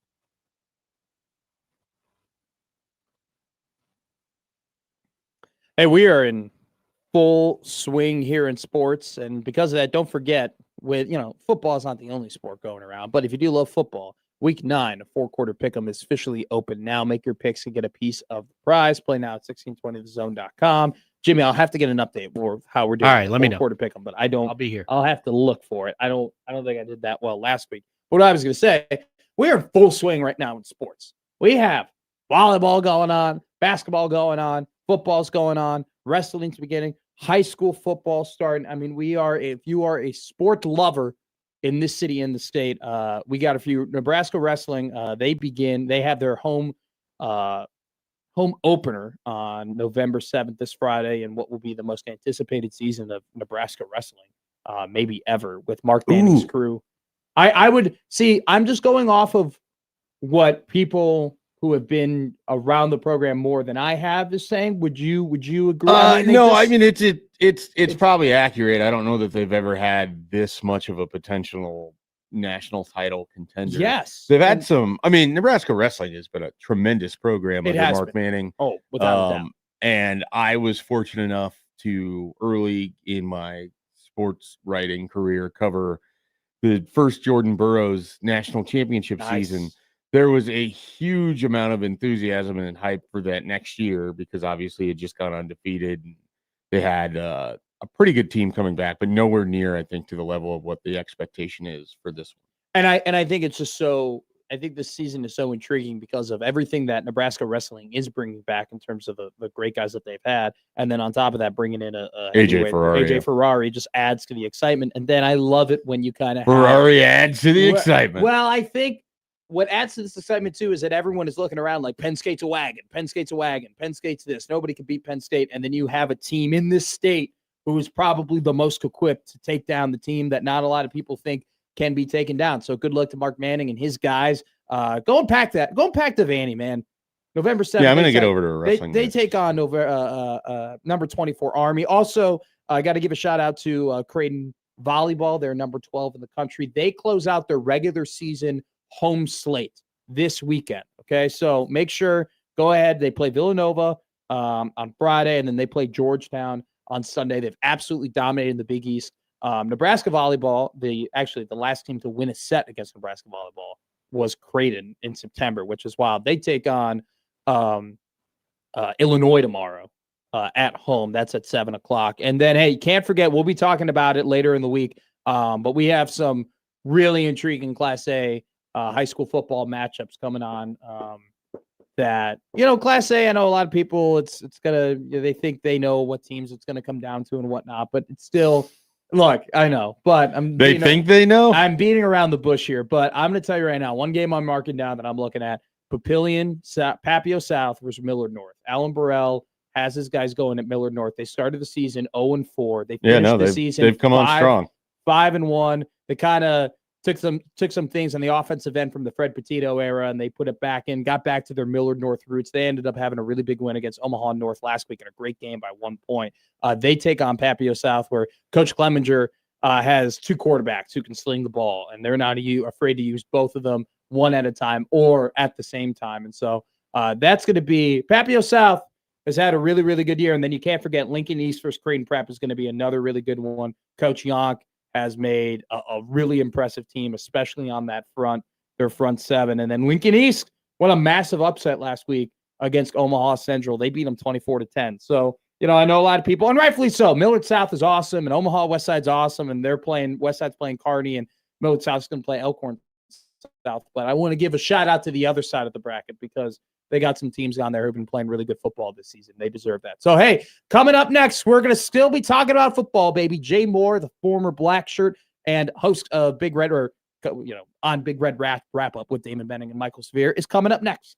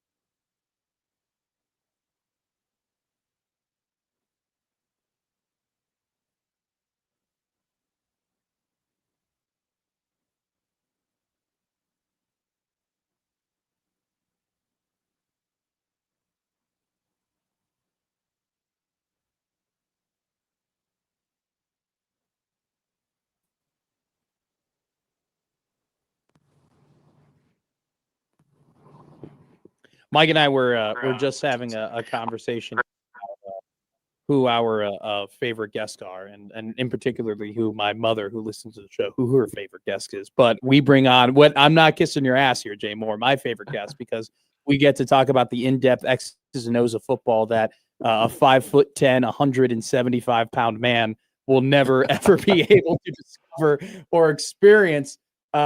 Gary out, by the way, Jay. It's Mike Schaefer's in his seat. Gary's on the road for the Omaha Mavericks. But we bring in here on Gary and Matt, Mr. Jay Moore, the former black shirt, and 1/3 of one of the best shows going in the Omaha metropolitan and just Nebraska area, Big Red Wrap Up. Jay, welcome in, my man. How are you? Thanks. Good to see you guys. Shafe, what's up, buddy? How are you? I am. I'm good. How's the golf game these days, Jay? I heard you were a pretty big tournament this past week. Yeah, I was in Birmingham, Alabama. They call it the NIT, the National Invitational Tournament. This is the 4th year I've been going down to it. It's a mid-am event, so 25 and older. I had my crap together for one round, and then the next day, just like golf, it just kind of disappears, and I didn't have it for the next 2 days. But I will say, I feel like I've never played in a U.S. Open before, but that's probably as close as I'll ever get to playing in the U.S. Open. For the golf nerd junkies out there, so green speeds, they stimp them. So fast greens are like 11, 12. These stimped every day at 14.2. My God. Yeah, no, thank you. I'll stick to playing Tiburon and all of my local court. Do you think this is an honest question I was going to ask you before Shafe asked you about your golf game. How many more days, like how many more rounds do you think you got in Nebraska now? Like, do you think we're only down to like maybe 2 or 3? It just depends. I mean, I've played golf on the day after around Thanksgiving. I've played it like 2 years ago. I played golf on December 23rd. It was like 65 degrees, sunny and perfect, and there's no snow on the ground. So it just kind of depends on the wind. I always say if it's 45 degrees and sunny and not windy, you can definitely play golf. It's just you only have like a 5-hour window to play though. Yeah, right. Sure. Otherwise, it's too cold in the morning. You got the available. Like that's what you're in a race against light more than you are. Well, the nice thing is about having this job is that I leave the office at 11:30, so I do have that. I had to ask you because you are our golf guy essentially, and this is my first like year in the state where it's like we're kind of down. We're first year in Omaha where we're down the stretch, and I got 2 more 95 rounds in me before we pack it up and go to the indoor facility and try and break 90 next year. But let's stop talking about our golf games. Nobody cares about that. They care about Husker football. Jay, Gary and I were having a really intriguing conversation yesterday about the game and about not just USC, but Minnesota and kind of just the season in general. And when we were talking, I thought, all right, this is a good question to ask Jay just because of your experiences. But from what we see, Nebraska comes out the gate and they go ahead and they play football, and then a team adjusts to them. Mm-hmm. And then Nebraska makes an adjustment to that adjustment. But then it seems like when the other teams make an adjustment to that initial adjustment, Nebraska doesn't seem to adjust back to that, which is why over the last couple of weeks, it seems like, offenses are having a little bit more success later in the game, which is why maybe the offense outside of the Maryland game is kind of stalling right in the second half. Just from your eyes, do you think that Nebraska at times has trouble with those just reacting to some in-game adjustments from opponents? I think potentially just with the third quarter lulls we have seen with this team, you get it's the chess match. It's the counter punch.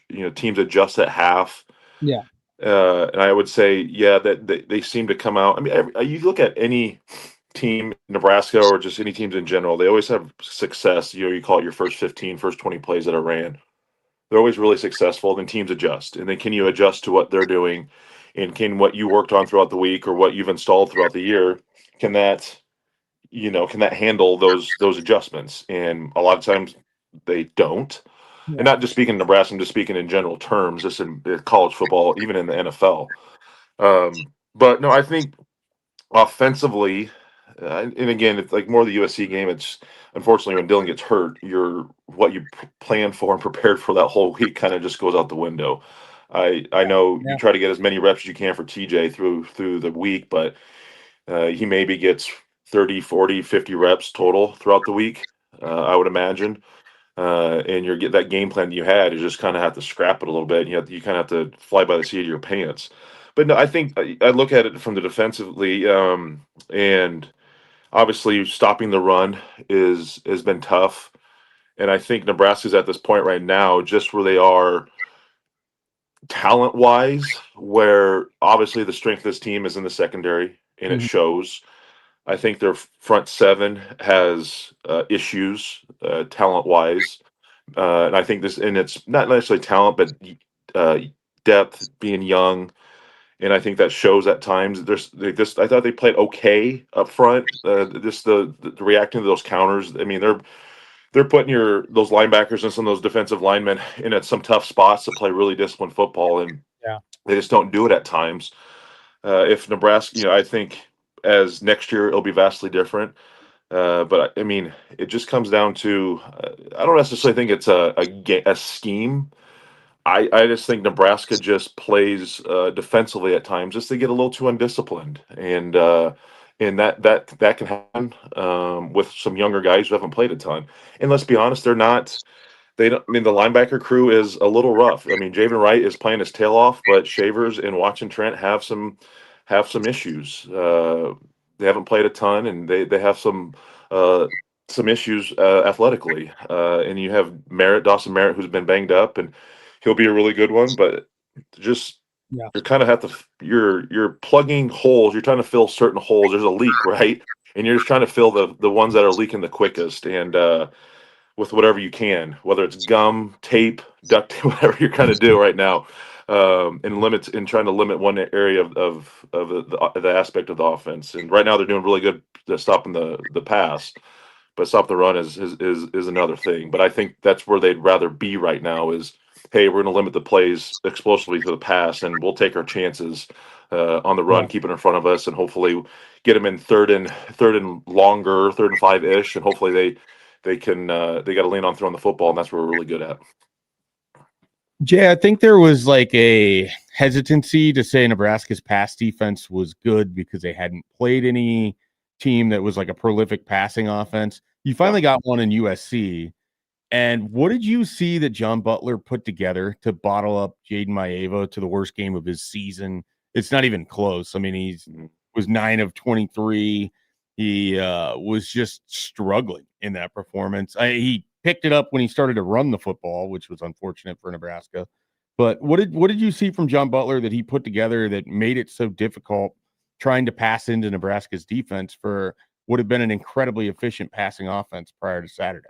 Yeah, I think one thing Nebraska was able to get a decent pass rush, and that's at times I think that helps. But the ability to change up secondaries to the coverages. I mean, what Andrew Marshall was able to do on the fake blitz and bounce back there and play that in kind of a pseudo cover 2 look. And I don't know what in coverages. Everyone plays a quarter half. Usually the quarters is to the field's the strong side that you play cover 2 to the boundary side, and then you flip it and go cover 9, which is half, or excuse me, cover 2 to the strength, and then cover 4 to the opposite side. So having that ability to kind of switch that around, Nebraska's done a really good job of that within hiding that. And then you get some unique blitz situations, and I think the secondary guys just played well. I think Luke Guthrie's had struggled. He played one of his better games in coverage, even though he gave up some 50-50 balls. But I thought just over in general, they played. What I thought they did really, really well is they played the hands of the secondary or the wide receivers. When those 50-50 balls were going up, they were violent through the catch radius. They were swiping away. But I think the biggest thing, they were just able to disguise and trick and kind of confuse Mayava, and that lent him to hang on to the ball a little longer than he wanted to. And that then we were able to get some of those pass rushes, and then you saw the intentional groundings. And so he was just confused, and he was just hesitant to throw to let it rip. And I mean, and then you had to lend to them running some trick plays. I mean, a flea flicker and all that kind of stuff to buy him some time. That's kind of a tip of the cap to the defense. Like, hey, we kind of have to do some things out of the normal because we can't run our basic stuff. So I thought that was a tip of the cap to Butler's defense. But overall, Shape, I think it's just their ability to disguise and communicate and pass things off. But you can kind of just do little tweaks here and there with disguising it, and you can really confuse the quarterback. If his first or second look's not there, and then you're good on the back end, any quarterback's going to struggle. And like you made a great point. They haven't played a prolific passing offense, but that was one of the best in the country, and they shut them down. Purely hypothetical here.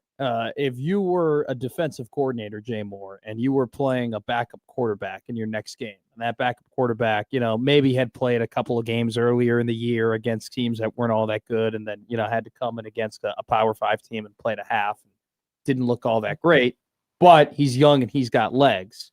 How would you attack that quarterback? And Manny, this was just my joking way of saying, if you're the defensive coordinator of UCLA, how are you attacking TJ Latif? Yeah, you're gonna pay attention to how they utilized him in the Akron and Houston Christian game, and obviously the most of the second half of the USC game. What do they feel comfortable running with him? And in that and obviously supremely different than Houston Christian, Akron. They took some shots on the field and executed it, and they used him in the run game a little bit too, inside the red zone on some QB keeps, on the zone reads. But you look at what he did against USC in a limited, obviously, playbook. A lot of screens, QB draws were called. He has ability to step up in the pocket and use his legs. But I mean, you look at this game, and UCLA in general, they've struggled against mobile quarterbacks.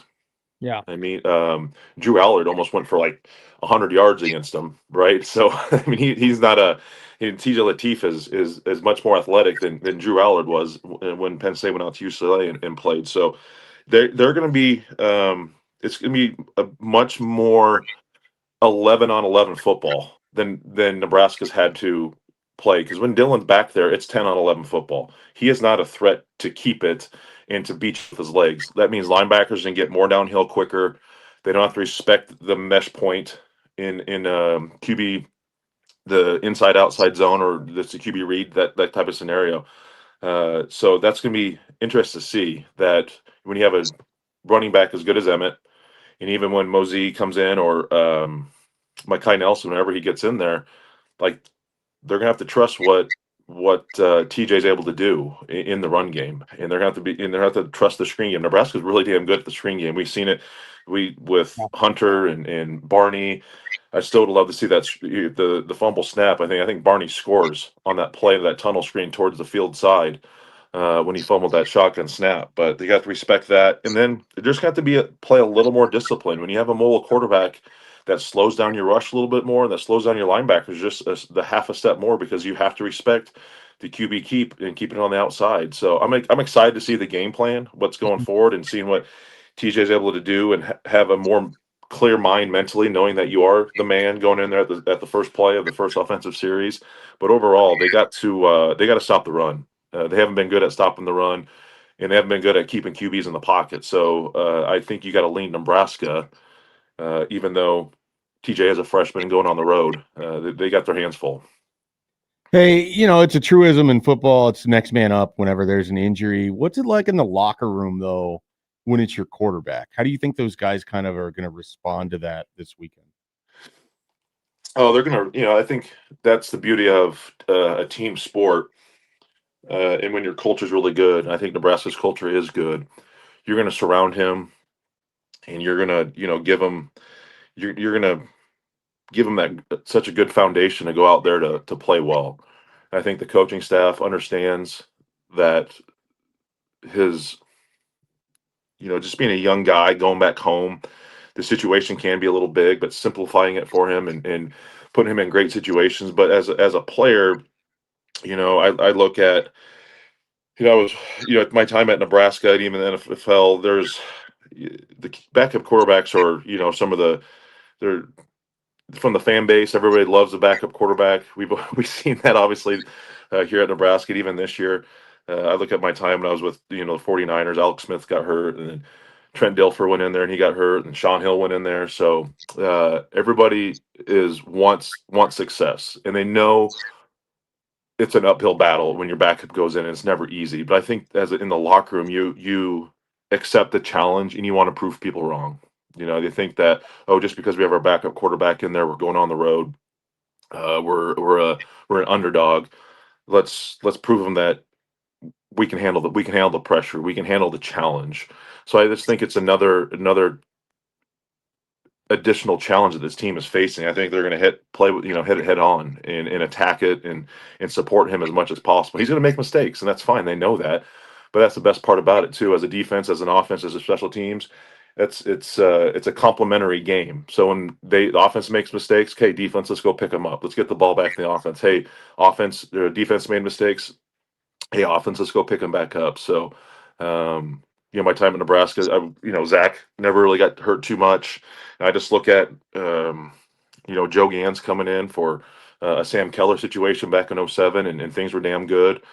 But no, I think it's going to be fun to see because I think TJ is very, very talented, and I'm excited to see this game plan. And I don't expect the offense to look, to take a huge step back, to be honest, with a full game plan week ahead for TJ. Look, Emmett Johnson's been like incredible, and I've liked him and I've been a fan of his, but I'm going to be honest with you, I did not foresee this coming. And what's been even more impressive, Jay, is that he's done it with kind of a revolving door of tackles, right, on either side, whether it be for performance issues or injuries. And at times, and you look at kind of the PFF data, they've had to run the ball a lot, in the A gap, right, in between either the left guard or the right guard in the center. I want to ask you, what have you seen from 59, 51, and 50? What have you seen from Lutovsky, Justin Evans, and Rocco Spindler in these last couple of games? Yeah, they've been darn good. I think we had Jeremiah Searles on last night, a big wrap up, and I broke down the Emmett Johnson run, and just really just man blocking and hat in a hat. And Lutovsky did a great job kind of sealing his guy just enough. But he said Jeremiah said, their success in the run game has come over the center, over the guard, because those three guys have been really good.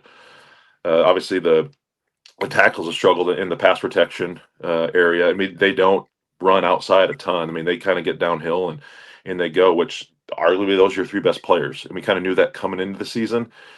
But they've been darn good. I think the move with Justin Evans to center has paid off. Getting Spindler has been great. You see when he went out against Minnesota, just kind of how the communication and the execution really failed offensively in that Minnesota game. And Lutovsky has just been super consistent. We've seen him last year, and he's able to keep doing it. But without those three guys there, man, Emmett doesn't have the success that he's had. And I think Pritchett's, healthy. We will play this week. He's getting better. And now with, looks like Cochran will move at the right tackle, and he's played a ton of football.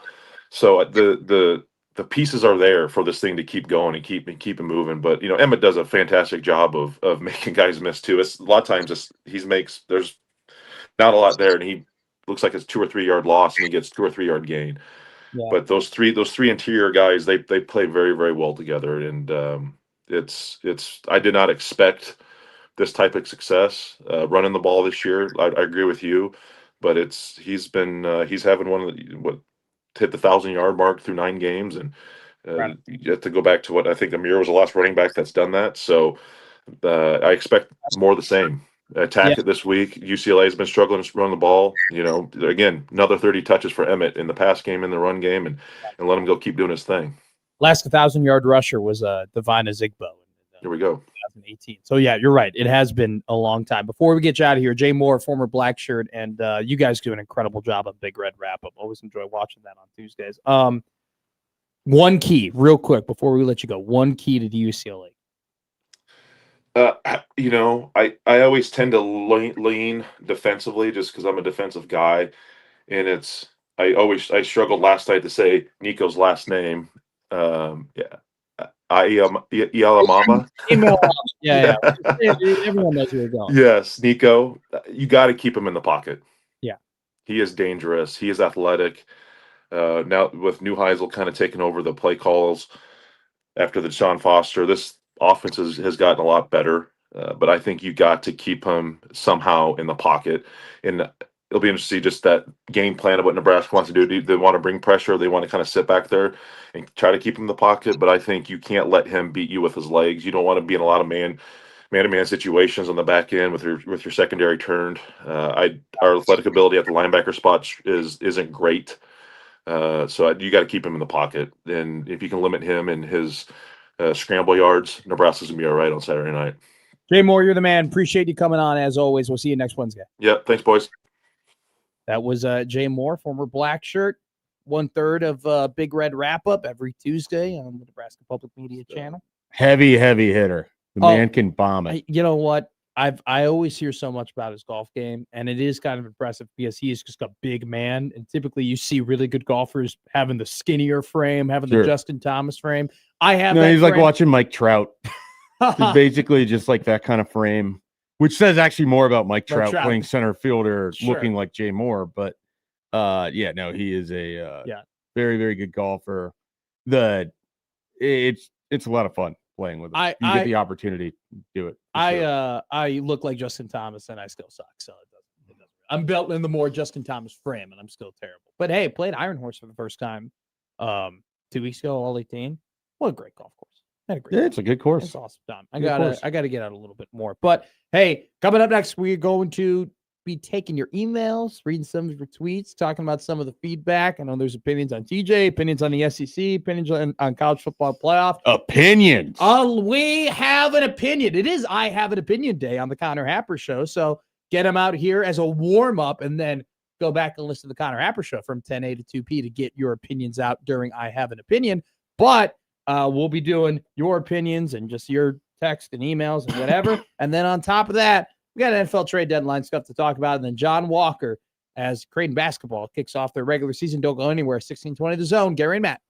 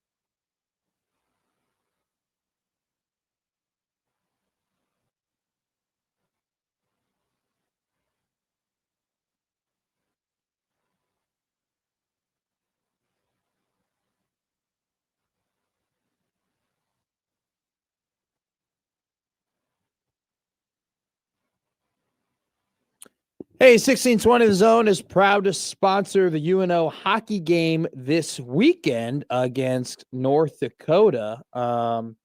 Saturday, November 8th at 7 p.m.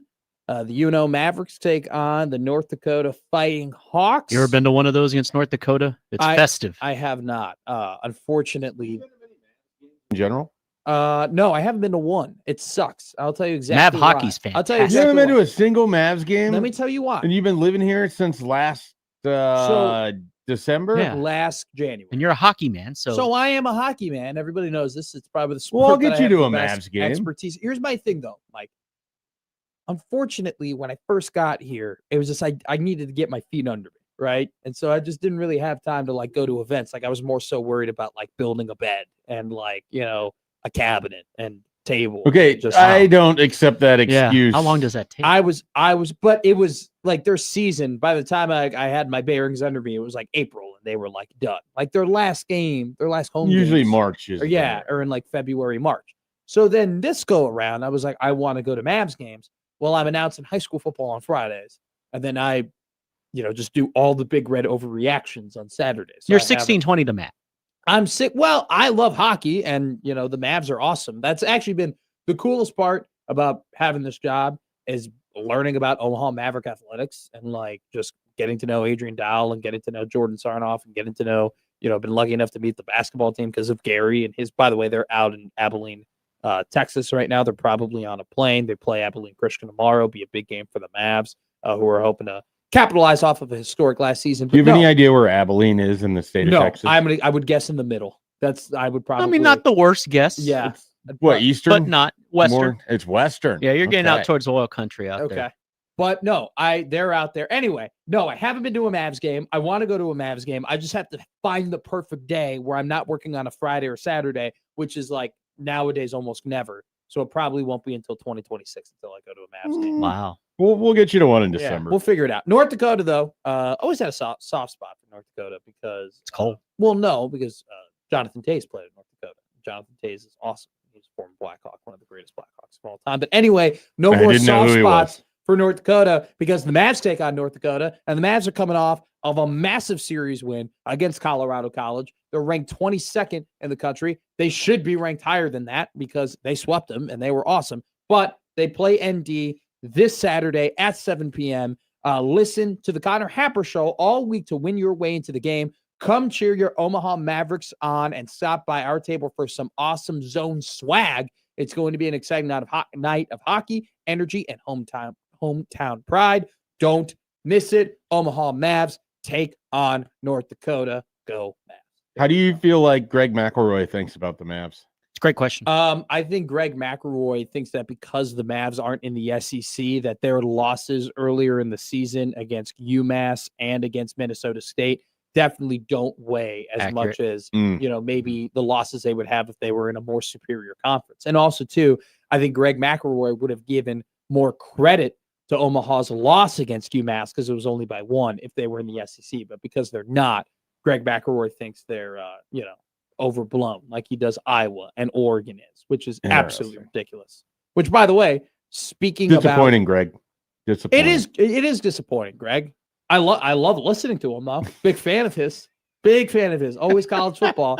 Even though 47 games. I can't wait till there's a listener that has a McElroy counter now that I mentioned this. And we're gonna find out in March. I love like the counters on 112. I love it when there's 47 games in college football and Greg's 10 biggest takeaways. The first 5 are all out of the SEC, as if the Big 10, the Big 12, and the ACC don't exist. But I love you, Greg. You're great. Greg's great. You do love Greg. You tell us this. I love Greg. We go to the Equitable Bank inbox where they take banking personally. Hi, Doug. Old man Doug, the man. John writes in, doesn't Shafe get that when a bottom feeder SEC team wins or plays a top team close, that means the bottom feeder is good? Not that the top team isn't as good as thought. It only works like that in the SEC, but that's how it works. Yeah, I have come to realize that's how it works. That's exactly and I have come to works. realize it only works in one specific direction. It's always, wow, Mississippi State is better than we thought it was. Wow, Kentucky's frisky. Wow, Florida, maybe they're turning some things around. But like Penn State plays Minnesota, this is hypothetical. Penn State plays Minnesota, and maybe Penn State only wins by 6, and we're all like, oh, Penn State isn't that good. Indiana plays Iowa. Indiana only wins by 5. What did we say? Well, maybe Indiana isn't as good as we thought they were. It's never the other way around. So dumb. So dumb. John writes in as well. Man, it's awesome listening to Shafe. It is good to hear someone else talk about what Nebraska is doing wrong. There's a lot to talk about in year 3 instead of how they will still have a chance to go 9-3. No, they don't still have a chance to go 9-3. They didn't even with Raiola. This is a badly coached team with too many position groups that have not been taken care of, from coaching to players, and a head coach that can talk on Monday but can't coach on Saturday. Let Mike cook. I don't think that's what you were trying to yeah, I don't know if I'm at all. I'm there, but I definitely left Saturday just sort of disgusted by Dana Holgerson's inconsistencies. Yeah. An overarching just feeling like we spent a lot of time, myself included, talking up what this offense could be, what Dana Holgerson could be, and ultimately you're getting a slightly better version than the Marcus Satterfield experience. So it's I think frustrating. I look at it like Nebraska has had too similar of an offense over 3 seasons under Matt Rule, and one of those included Heinrich Harburg at quarterback. Then you made the change at offensive coordinator thinking that you should take a big step forward, and they just haven't done it.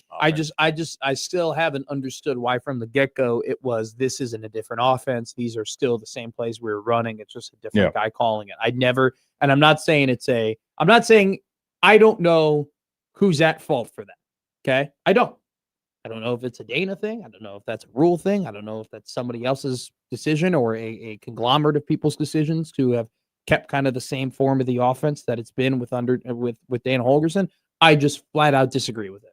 I just think that when you have somebody who has the pedigree that Dana Holgerson has and has accomplished the things that he's accomplished, that you should just allow him to look at the roster and say, oh, okay, we have this guy does that, and this guy does that, and this line that does this, and this quarterback that does this. We're going to create this offense around this, right? And he had everything. I understand he had carte blanche to do that. Like this is Dana's offensive football team. So and it's just, and unless I've been misled entirely, and I don't think that I have, he's making these decisions. And it just always comes around to the fact of like there are some times, Mike, where you're watching the game and you're Leonardo DiCaprio in Once Upon a Time in Hollywood, and you're pointing at the TV and you're like, this is what it looks like. This is what it should look like. Look at that.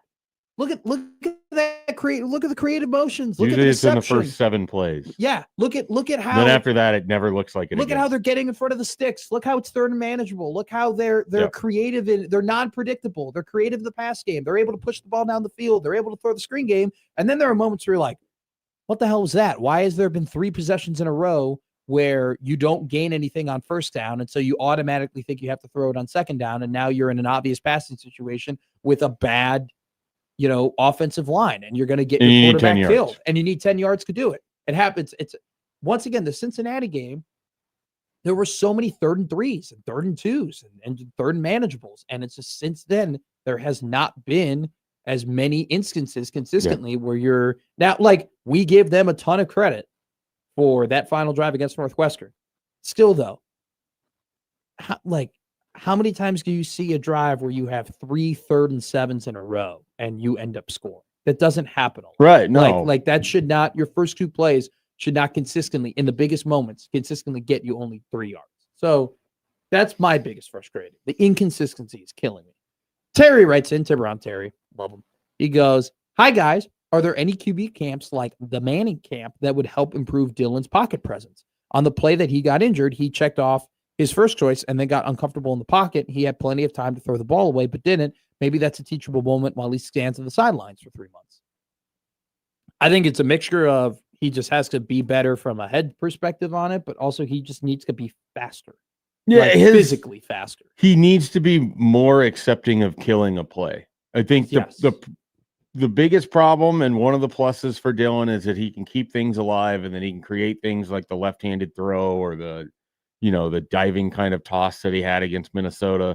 The problem is those are negative reinforcing plays. Like that tells him that he can hold on to the ball longer than he should. Well, and he had a lot of success in high school being able to hold on to the ball because he was bigger, he was stronger, he wasn't going to get tackled in the same way. It doesn't work that way.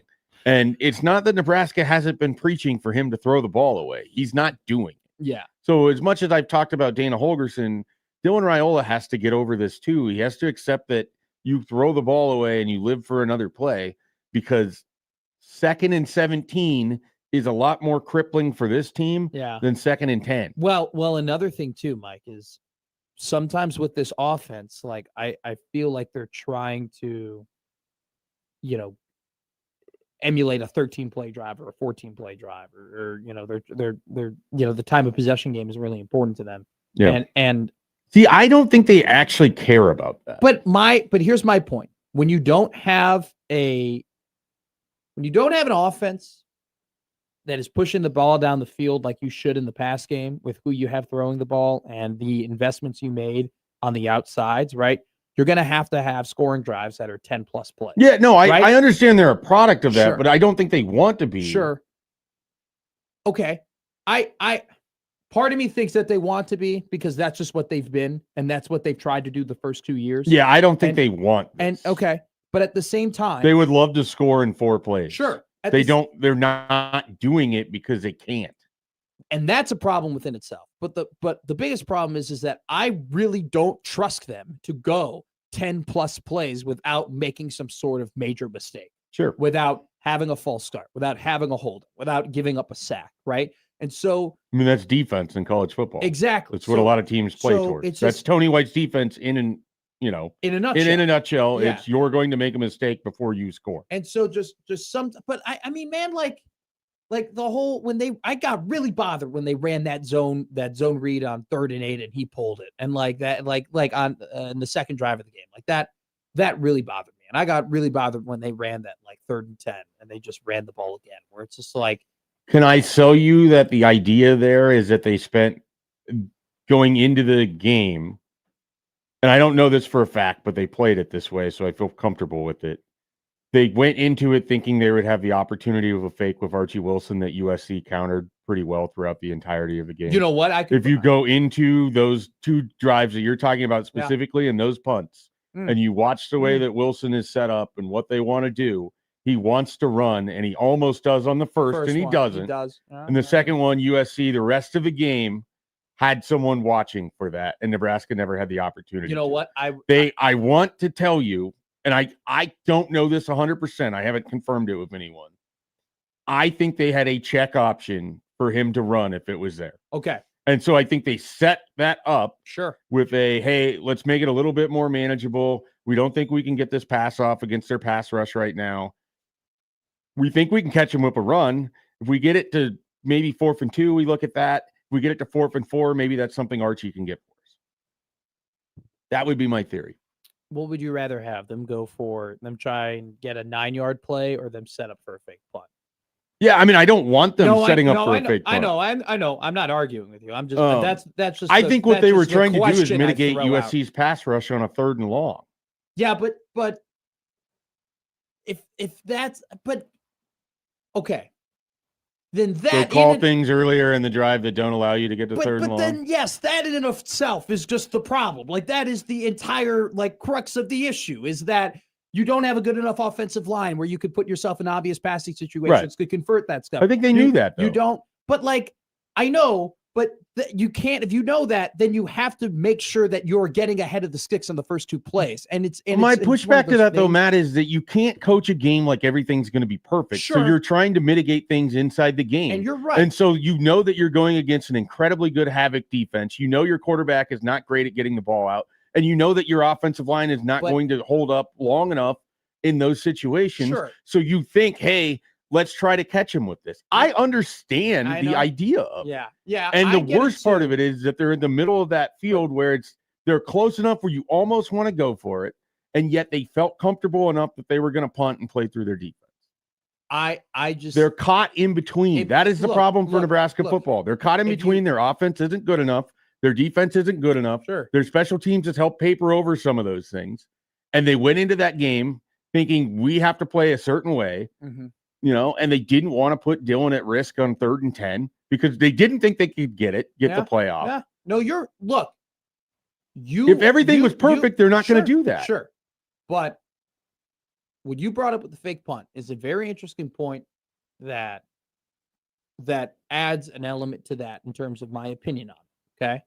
At the same time, it doesn't give me a ton of solace. Well, no, you know? never should be playing to fake a punt. Exactly. Like the idea isn't to fake the so punt. that's- It's that that's- I think they had that option on and, for those and, two and plays. also, so then the other option is, well, you're playing the field position game, which to that I just disagree with that because USC just has such explosive weapons. They only scored 21 points. Yeah, but in that moment of the game, right? Sure. Like second or third drive, you don't know that Jada Maeva is completely off at that point. Right, but you're playing that you feel like your defense is going to be on top of them. You had a 3-and-out to start. Yeah, maybe.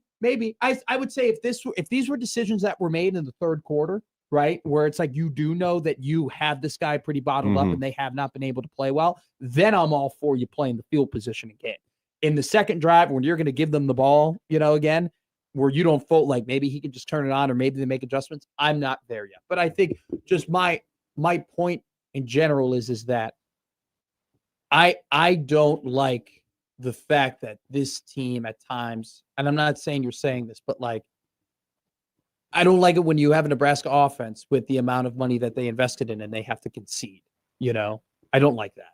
Yeah. I don't I get it maybe if you're playing a Big Ten West team. And what if you divorced the money out of it? Like, what if you just watched it and you didn't think about the fact that they spent money on Dylan Raiola and Elijah Pritchett and everything? I can't divorce the money.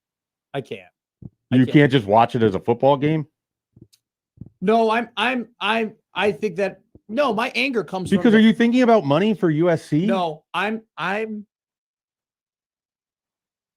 my anger comes from the fact that they should be better.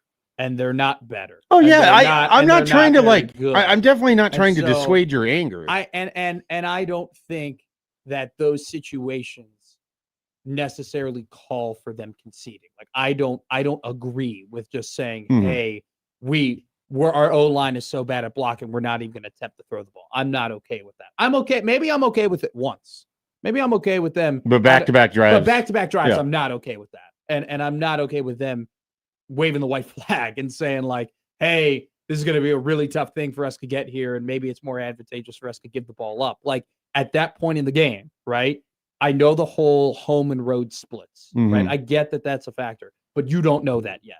And you don't know that Maeva isn't going to have a good game yet. And so to me, it's still, you got to go and you got to score as many points as possible because this defense is capable, or the offense you're playing against is capable of doing that. Yeah. Which is why I'm just not okay with you going ahead and saying back-to-back possessions, saying, hey, we're not going to even try to attempt this. And I think when you say your points, you're correct, man. Like, and I think that's a great point you brought up with the fake punt. And that's something I don't know it to be true. Sure, but I think that's I think you watch that fake punt and you watch Archie Wilson. I think it's an interesting point. But at the same time, I just can't live with the fact that Nebraska, in any capacity, has to live with itself being like, well, if it's 3rd and 8+, it's going to be really, really hard to throw the ball. Like that just comes down to. I think that's just game theory. No, but I'm more so talking about what does that stem from, and it frustrates me that in the third year of stems from you have Turner Corcoran as your right tackle and an injured left tackle. But what does it stem from? Lack of recruiting and lack of development. Whether it's one of those things, and the fact that you're in year 3 and that's occurring, that frustrates me. Regardless of what the product. I totally understand from the big picture. I just think in the small picture of trying to win the game right there, I understand the game theory of what they were trying to do. Sure. I understand it once. And they had the ball at 14-6. Yeah. Going in to score what should have been the go-ahead. No, they're already ahead. A 21-6 game, and Dana Holgerson dials up a slow developing pass play that allows your quarterback to just get taken out of the game, out of the season. Yeah, I just don't think I agreed with those decisions back to back against the opponent they had. That's just what it comes down to. I don't think you're wrong by any means. All right, coming up next, we'll touch a little bit on the NFL trade deadline, get some more emails of yours, and then we'll have John Walker to kick off the college basketball season at 9:00 here on Gary and Matt.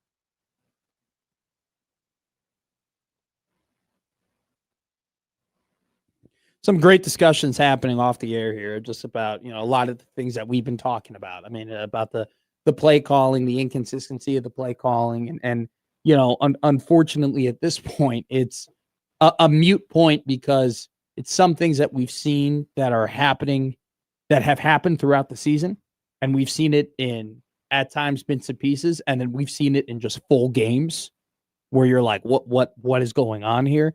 But now at this point, you just got to throw the piece of paper away and say, all right, you got a new quarterback. You got to figure out a way to win these games. And as much as they want to communicate that they're not going to change their style or they're not going to change their plays, there has to be some sort of adjustments and you just hope that they can make them and they can capitalize on them. I think what I don't understand about that is why does it hurt you to come out and say that you would be doing things differently? I don't get it either, Mike. With TJ Lateef. And it's not just, this isn't just like a Nebraska thing. You watch teams do this all the time.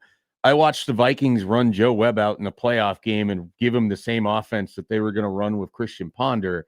And those could not be more different quarterbacks. And I understand it sounds weird to say Joe Webb and Christian Ponder playoff game, but that did actually happen. You can go look. They lost to the Packers like 31-3. Yeah. And that's what happens when you take a guy who has no business running a pro style offense and just make him throw passes all game. I think for me, it's like,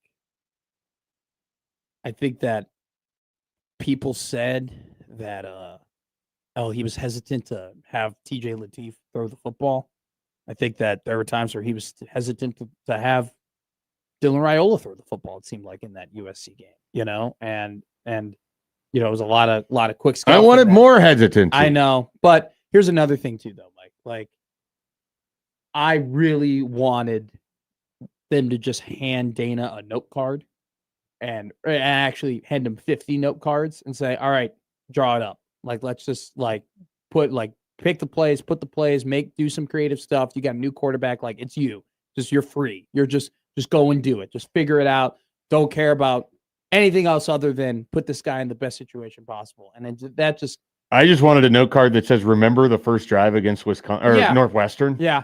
That's the only note card he would have needed. And I go back under center, turn around, hand it off to Emmett. Yeah. 4 times from the 23, you score, you go up 21-6. We're not even having this conversation. It's just one of those things where it just was kind of communicated yesterday that, yeah, we're gonna kind of run the same offense and we're gonna feature him in a little bit of a different way and try and go towards his strengths. And I just it wasn't strong enough for me, right? There wasn't a lot of vindication there, conviction there. I'm sorry, in the hey, this is what we're gonna do because we have this guy and we're gonna. It was just kind of like, no, I haven't really had a different plan for a backup quarterback, that I do for my starting quarterback in my career, and I wasn't. It just wasn't sticking with me. I think you got to be different. They're very different quarterbacks. You have to be different. Maybe it's gamesmanship. And embrace that. Embrace it. Embrace that you have a different quarterback. Embrace that you get to show UCLA a different offense. Embrace the fact that they don't have a lot to look at in the tape of TJ Lateef and use it to your advantage.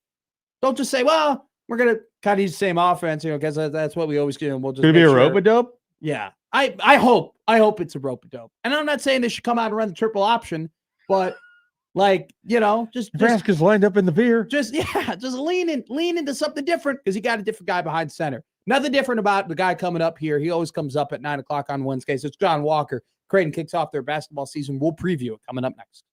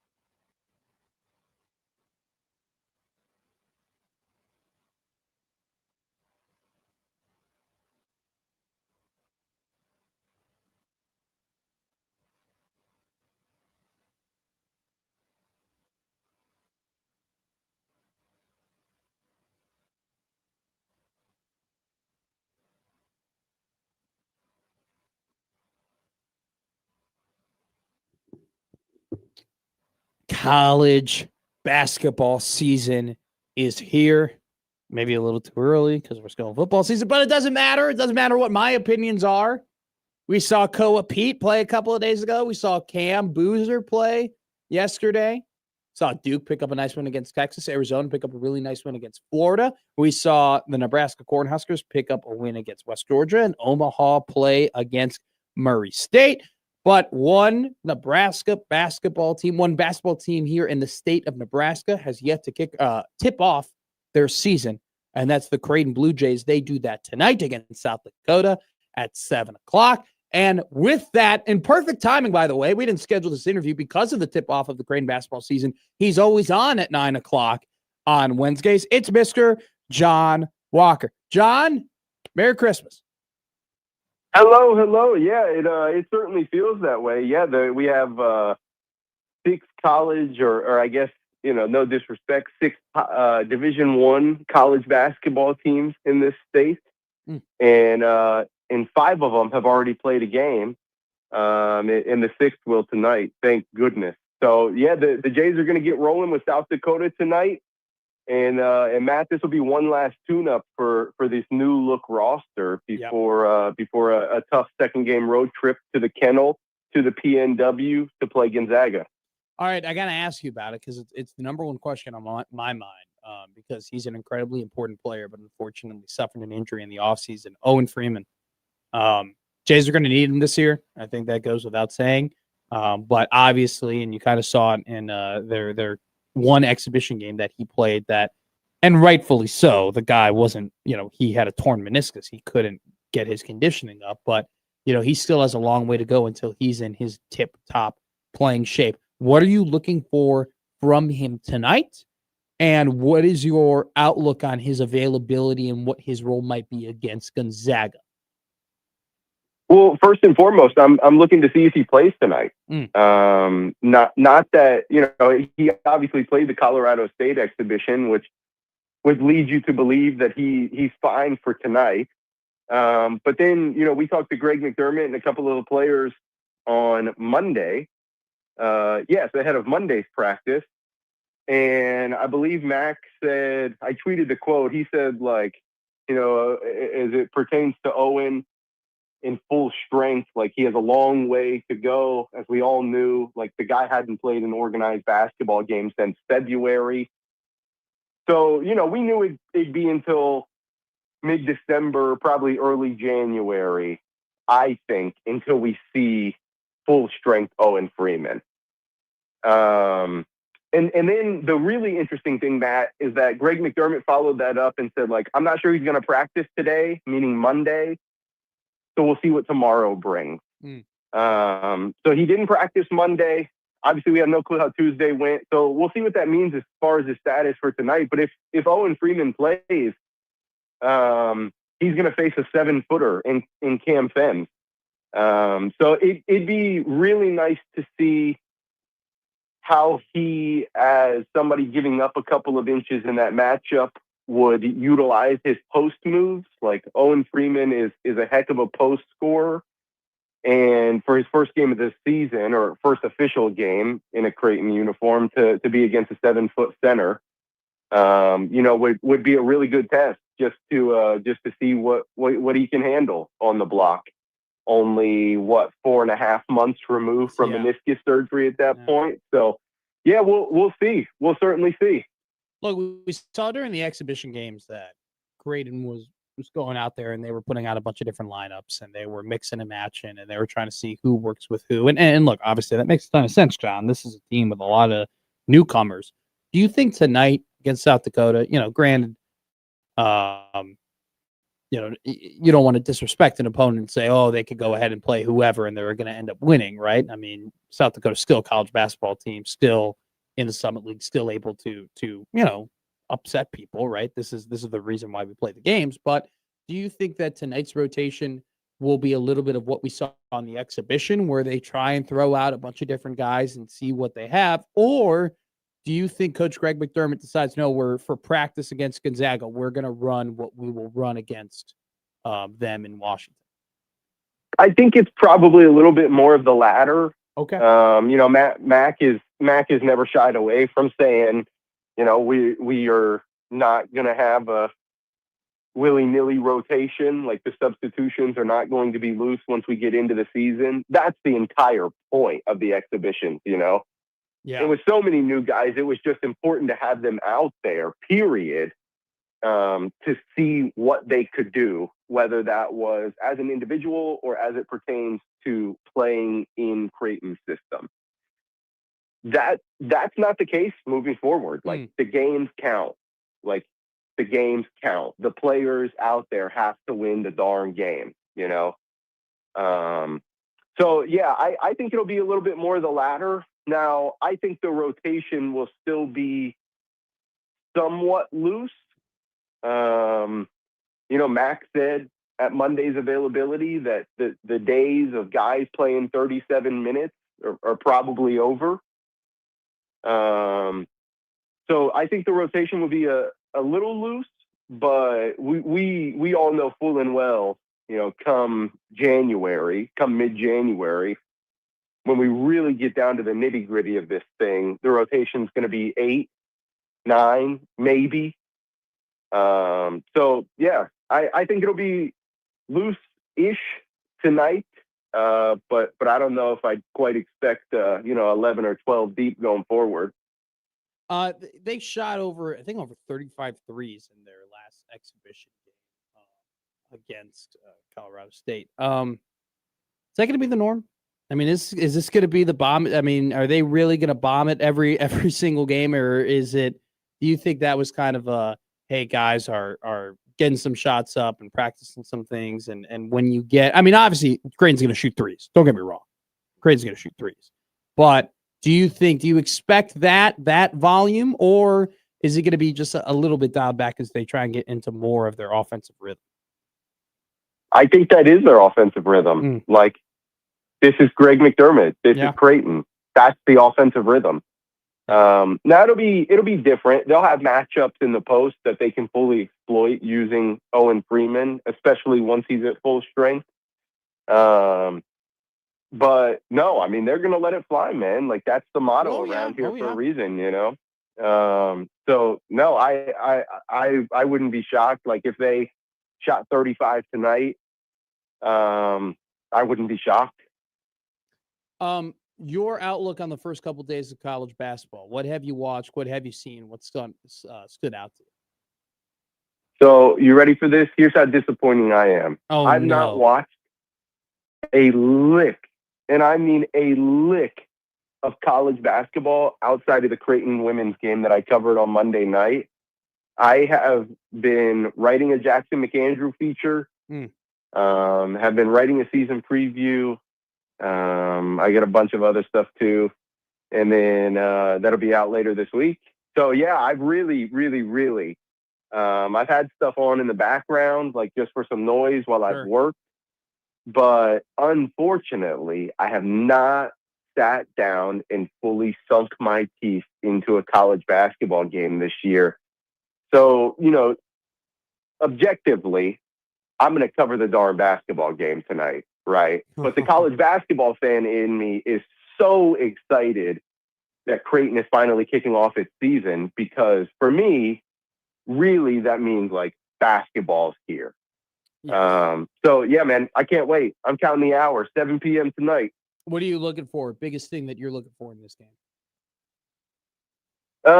I'd love to see, love to see Josh Dix assert himself as a scorer. The stakes aren't that high in a couple of exhibitions. Everybody's getting their touches.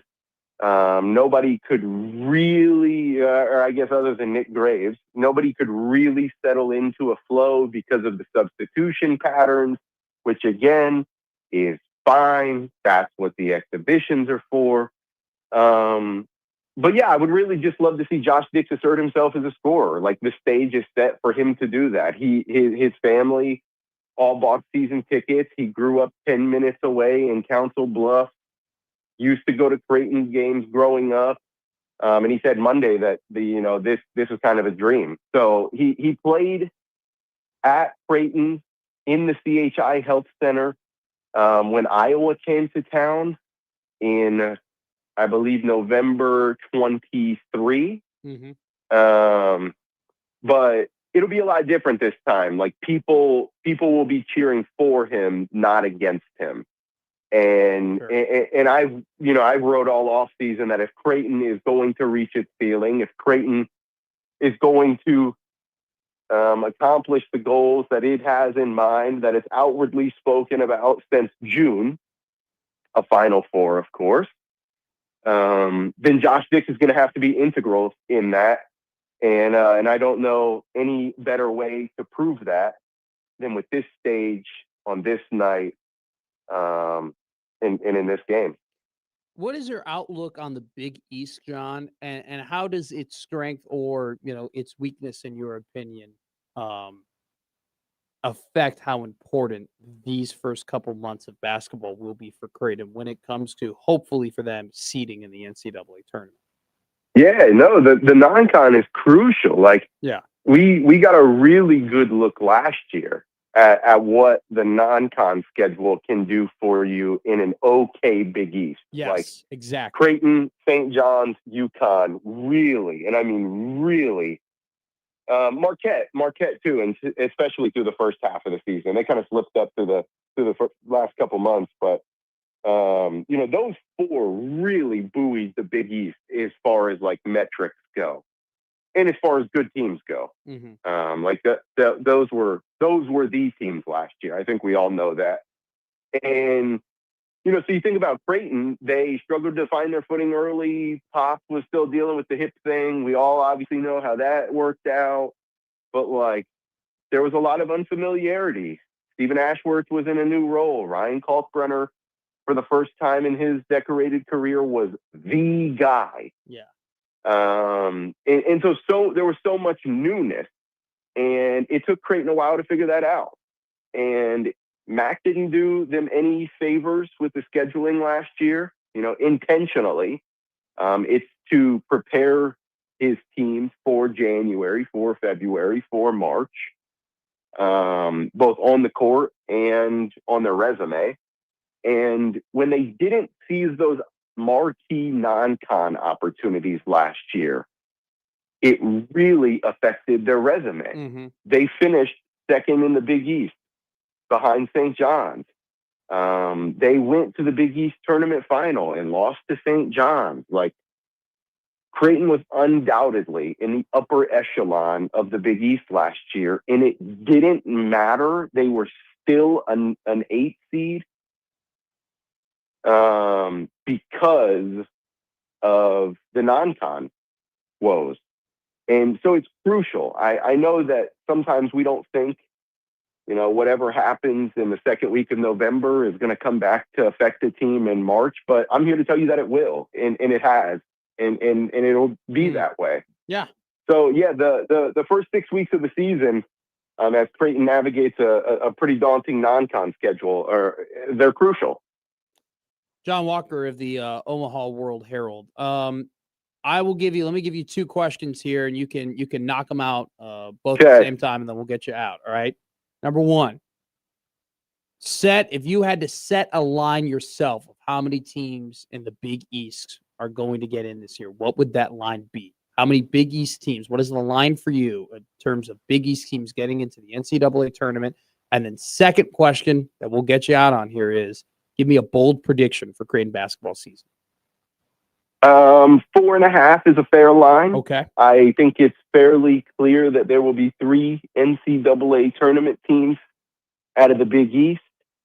Who's going to step up and be the fourth? Is it Providence? Is it Marquette? Is it Georgetown? Does Kevin Willard get things rolling? Is it Villanova? Is it a couple of those teams? So I think 4.5 would probably be my line. Okay.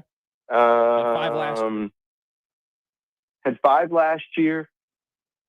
So 4.5 would be my line. Okay, fair line. And a bold prediction is that Creighton finishes with a top 40 defense in Ken Palm's adjusted rating. All right. Wait, I got a follow up there. Why? Why do you think that? Why do you think that might be in the making? Yeah, like Owen Freeman's a different rim protector, but he still averaged 2 blocks a game through his first 2 seasons at Iowa. Yeah. And so he's an effective rim protector nonetheless. And bigger than that, and here's really the root of my logic, is Creighton has positional size that it has not had the past 4 seasons, 3 or 4 seasons, you know, and a lot of that has had to do with Ryan Nembhard and Stephen Ashworth being smaller point guards. But like 1 through 5, let's assume fully healthy in a perfect world, we get to mid-January and the lineup is, let's say, Nick Graves, Josh Dix, Jason Green, Jackson McAndrew, Owen Freeman, right? And that would give you 6'2", 6'6", 6'8", 6'10", 6'10". You're losing a few inches in the aggregate because of the drop-off from Ryan Kalkbrenner to Owen Freeman. Yeah. 7'1" to 6'10". But positionally, I think Creighton has such good positional length. And I think that, albeit different, it's that those differences, this ever-changing, forever evolving defense this year, as Greg McDermott said, you know, is going to give more teams fits than we all think. So yeah, why not, man? Creighton's going to score a bunch of points. We don't think that they'll be able to stop anybody from scoring a bunch of points. So bold take, give me the Jays to finish with a top 40 KenPom defense.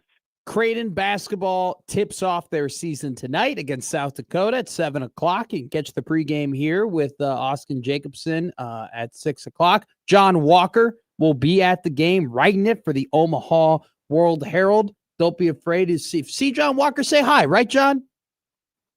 Yeah, man. If you guys see me, say what's up. I'm friendly. I don't bite. Always. You don't bite indeed. Hey, John Walker, great talking to you as always. Should be a really good season for the Jays. And I will enjoy our conversations here every Wednesday because I'll be on the post game for Jays basketball. So we'll be watching the same product, brother. Can't wait for the combos. Thanks, guys. Let's ball. Let's ball. John Walker, Omaha World Herald. College basketball is here. Nebraska basketball, their next game, I don't know. I know that their next game, they're against. I think it's FIU. Okay, I think that makes sense. I know that their first Power 5 game against Oklahoma, and that's at the Pentagon, so that should be a ton of fun.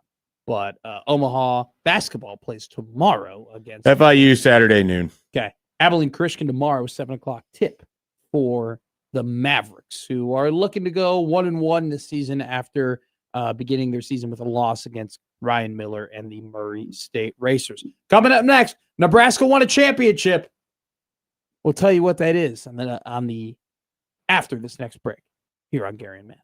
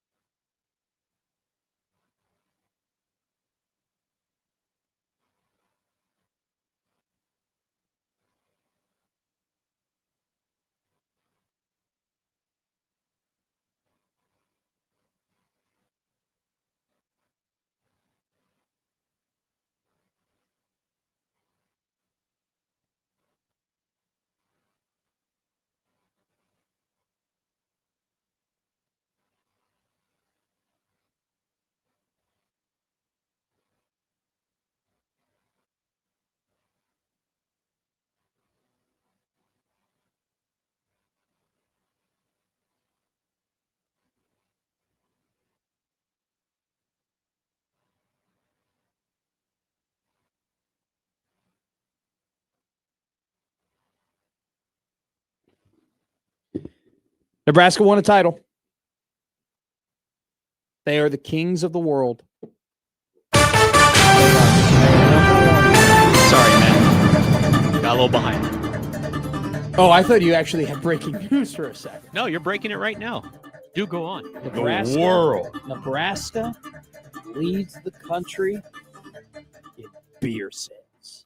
Let's give a So hand. they didn't actually win a title? No, they won a title. How do they win a title? Most beers drank at a football game through 9 weeks. Hang the banner. That's not a title.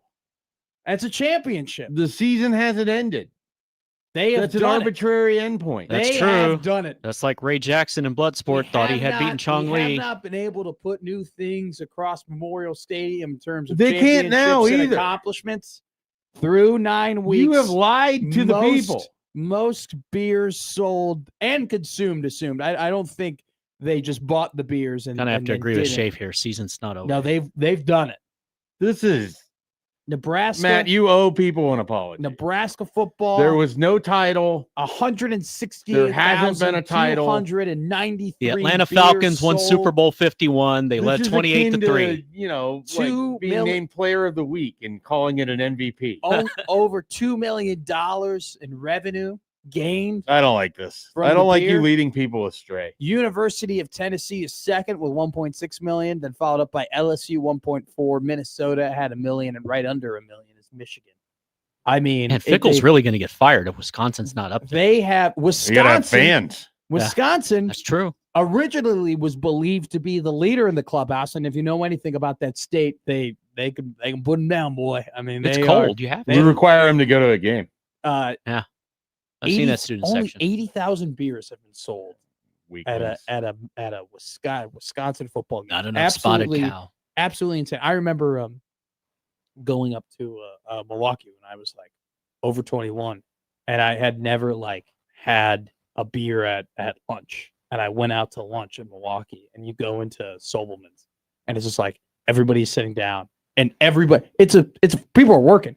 You know, It's like and, if you order a and beer, they bring it to you. every table. It wasn't just like, here in Nebraska, like you'll see a couple guys they'll have a beer here, they'll have a beer there. Like, if there's a group of 30 people, maybe 10, 12 of them, they're having their after Everybody. everybody in Even this the kids. No, man, woman, child was having a beer at In the aisle. Yeah. at See, that at would be more lunch. It was impressive if you're wild. like everyone at lunch had one of those big beer towers Yeah, that, yeah. they could self-pour. They could do Or it, Das man. Boot. They could do it. I mean, my dad worked in Milwaukee for basically my entire childhood, and they were. Shout out, Dad. Did we go out on the golf courses with those guys? And like, I was lucky enough to be a part of like, hey, we're having an event. And, like, I'm going to bring my kid or whatever.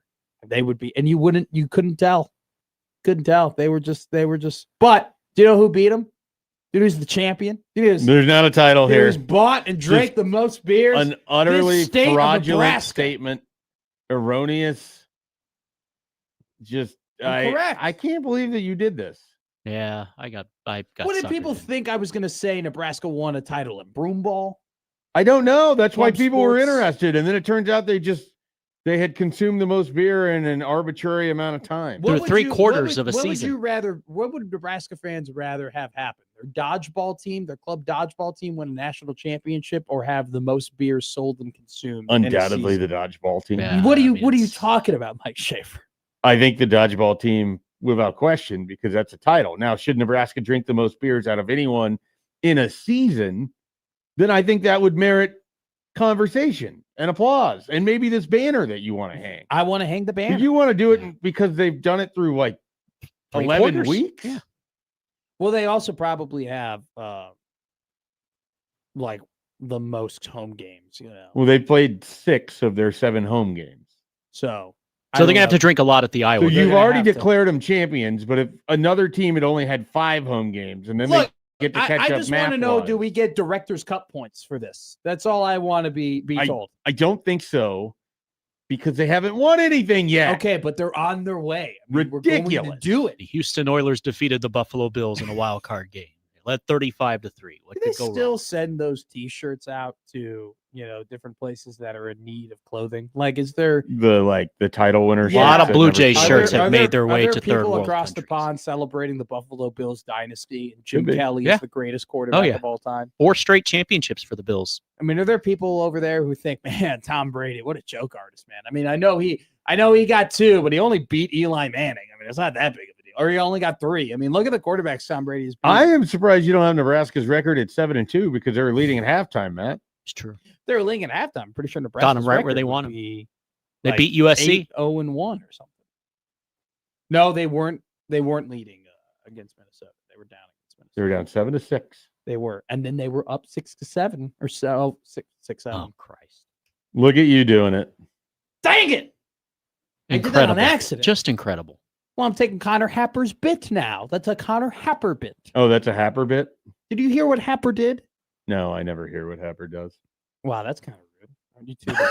Aren't you two like very? I two are, know. like thick as I need thieves. people to tell me. Like I go ahead and I was lucky enough to hang out with you two like off radio, and you guys I felt like I was listening to the Schaefer and Happer show. At times. I mean, it was ridiculous. You're telling me that you don't check in on your dear friend and former colleague. If I am and driving coworker? around town when he is on, then yes. But currently, especially, So I have nowhere to be. are you aware of That's why I'm here today. Are you aware of Connor Happer as the PA at Nebraska women's I basketball? Are am you aware aware of of that? this, yeah. Okay, I didn't know if I had to tell you about No, that. no, I'm familiar. You're fully aware. I'm not He's a familiar with staple his there. 17 other jobs that he has. There's That's a few true. in there that I don't know about. You know, but- John Bishop really gets on him for like not being home or like not being there for his kid. And sometimes I think it's rude. I think Connor Happer is a pretty He's doing good these dad. jobs for his kid. He and I have Exactly. talked about this. No, it's like a Happer Mike Sauter handshake thing. Like just find enough work that you don't have to go home. Like that's basically what You it know is. what? That's what I've been doing, but unfortunately I haven't been finding work. I've been going shopping to do that. Which is That's not good. I know. I like Happer's healthier way better. I've been losing He's money. getting money. You're I've been- losing I've money. been trying to stay out of my You're house. doing the opposite, yeah. I've been trying to stay out of my apartment just because. Where are you shopping at lately? I went to Nebraska Crossing yesterday. Okay. Wow. first time.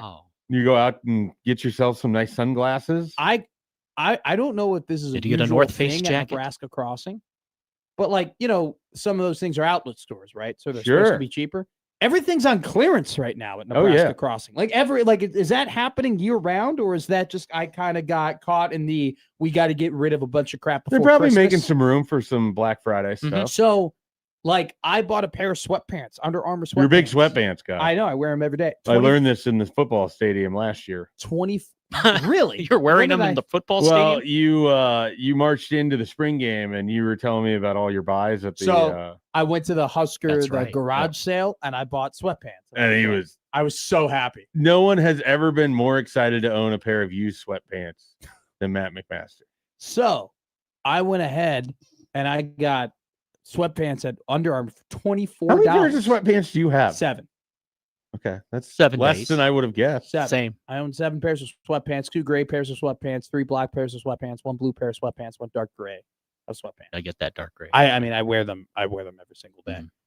Anyway, what I was saying, How many pairs of Bears Zubaz pants do you have? I have 1 pair. Oh, phew. I actually do have 1 pair of Good. The former defensive coordinator of the Chicago Bears, Alan Williams. Oh, I have Ryan. a connection to him. And so through the grapevine, I got Alan Williams's pants. Oh, you have a collection of used sweatpants. This is incredible. I have a owned. Some people collect autographs. Other people collect used sweatpants. I have some Carolina These are Panthers. T.O.'s red I have pants. Some Carolina Panthers gear that is from some people who used to work at the Nebraska football department. This is incredible. Okay. So Jake Peets, you never got here, but I have your pants, buddy. So anyway, regardless, This is amazing. You could have a whole museum of used pants. I have 2 used pants by other men who were both in the NFL, and I have a used shirt. Well, that I- you washed them, I'm sure. Oh yeah. I mean, I just didn't step into their sweat or anything like that, or both of their failures. This is authentic swamp Because- ass. Well, because Alan Williams got fired from the Bears because he wasn't good at his job, and then we all know what happened to Carolina. So no, I washed out the failures of everything that happened within those garments. But anyway, what I was saying is that Nebraska Crossing, awesome stuff. I mean, just everything. I got a J. Crew T-shirt. You know J. Ooh. Crew? It was I'm 11. familiar It with was it. $11. There you I got a go. 70% off rack. I got I don't have a Bears hat, you know? So I got I went to Lids. I love Lids because I love hats. Got a Bears hat there. Then I also What kind of Bears hat? it's a 47 cleanup, those little more casual style. So I got that with a nice little Bears logo there. I've never been I want to get the hat the head coach wears guy. I think that's weird. Okay. Never been that. Get your own style, you know. And then I got a pair of shoes at the Nike store for like $40. Tell me about the shoes. That's what I'm they're like they're casual. They're not like they're casual. they're You're not like- going to be out cross training in them. No. Casual shoes. Like they're Blazers or not Blazers. Jordans. No, not Jordans. They're Nike. But they're nice and comfy. Like they're good looking. Oh, good. They gotta be White. comfortable. White, brown, black outline. Really Okay. good stuff. Matches the sweatpants. I got like 6 things for $140. That's pretty good. Like That's a good deal. Tell you right now, next paycheck, I'm going back to Nebraska Crossing. I'm gonna buy some for me, but also I now have to Nebraska Crossing would like to introduce you to their credit card, where Well, you can get even more savings. Let me tell you something. This is gonna be And a theme cash here back. when we get into the holidays. This is the first time I'm ever gonna have to like buy my own gifts for people. That like I'm gonna have to use my own hard-earned money that I worked. Did you for. buy gifts last year? No, not Okay. really. I wasn't. Are you working buying last gifts for year. your I was coworkers? part-time last year. Gotcha. No, I have. How many ba- people do you have to buy gifts for? I Yeah. have 2 babies to buy gifts for. I have my mother, my father, way too many family members, and probably like 2 friends. I probably have 2 friends that are worth actual gifts. Okay. But this is still a lot for me. I mean, this is Now, money I that's assume never- these are the friends that you're counting on being the best man of. That's no, what I was thinking. one's the person that's gotta like live with me and like this just Oh. token Yeah. of my gratitude. And Dan then deserves a lot. and then Gratitude gift. gratitude gift for like thanks for like being okay with the sink always being Yeah. full. And then the second gift is like, yeah, I'm angling for the wedding. Like I'm angling. Gotcha. To be the Okay. best man. So Come full circle. hey, real quick before we get to Brandon Vogel, how'd you feel about Sauce Gardner getting traded for 2 first-round picks? I felt like it was more than they needed to give up. 2 firsts is so much. It seems like a lot, but So part of it is that Sauce Gardner has existed on a team that hasn't been good for several years, so it's like hard for me to value him probably appropriately. you got to account for the grass is greener bump, right? That he's going to be like more invigorated to play good football. And I don't know enough about the Colts secondary to know whether this was So, the biggest need that they had. They entered week 10 ranked the 26th in the league in pass defense. They are averaging 245 passing yards allowed per game. They were 29th in third down defense or third down conversion rate, and they were dead last in passing yards per game allowed outside the numbers. They allow 152 passing yards per game outside the numbers. So basically, if they couldn't get an elite pass rusher, this is the next best thing that they could do, and they went and got an elite corner. They're going to try, and you know this, they're going to try and shrink the field, right? And so Sure. they can more so rely on playing some good man-to-man coverage, bring more guys into the box, and then they can send some more pressure. And if there's anybody in the league who can do that, it's probably Lou Amarillo, who Cincinnati was really quick to say, get the hell out of here. And now he's over in Indianapolis, and he might win coordinator, Sure. or he's one of the better coordinators so far this season. But Shane Steichen has done an incredible job in the offensive end too with Daniel Jones. And also too with Gardner, I think there was a lot of people who were like, hasn't Sauce Gardner taken a step back? He hasn't allowed any wide receiver to catch more than 2 passes on him. So now the Quinnen Williams deal. Bad, right? I mean, I think that's awful. I think it's a terrible trade. I don't understand it. You don't sign Micah Parsons. You bring in this haul that includes Kenny Clark. So you've already went and got an interior defensive lineman. You get these picks from the Packers. I get the natural inclination is to turn around and try to trade one of those picks to bring in, a player to help you, but you weren't a Quinnen Williams away from. You're not a Quinnen Williams Getting to away the from playoffs. doing anything. You're not better substantially for this year. That was a very questionable move. I mean, it makes sense for the Jets. Well, they traded for a guy who's in his 7th year of being in the league. He's 28 years old. he's very good. But he's having a down year. Like Yeah. he is not playing. I mean, I think he's someone that probably could use a bump just being somewhere else. and I think everybody on the Jets could probably use a bump being somewhere else. I just don't know that bump's going to come with the Cowboys, where everything else about your defense is bad. And Like they could have traded for Quinn Williams and Sauce Gardner, and they still wouldn't make. They still suck. And also on top of that too, they can get rid. I mean, like it's a big contract. They're going to pay him a ton of money, and if they want to, they can get out on him next season. So essentially, you just gave up a first-round pick and a second-round pick for a guy who very well could not be there for Just more a lot than of draft 2 capital. seasons. And also too, now you just traded Michael Parsons for upgrade from a second-round pick to another first-round pick and Quinn Williams. I think that is not nearly enough. Yeah. For a guy Just went on Thanksgiving. That's all I ask I for know. anymore. I It's know. over. I know. All right. It's been over. Coming up next, we go from the Great Plains of Nebraska to some of the Rocky Mountains in Tennessee. We bring on Brandon Vogel, ConnorReed.com, talking about the upcoming game against UCLA. Don't go anywhere. Listen to Gary Matt on 1620 The Zone.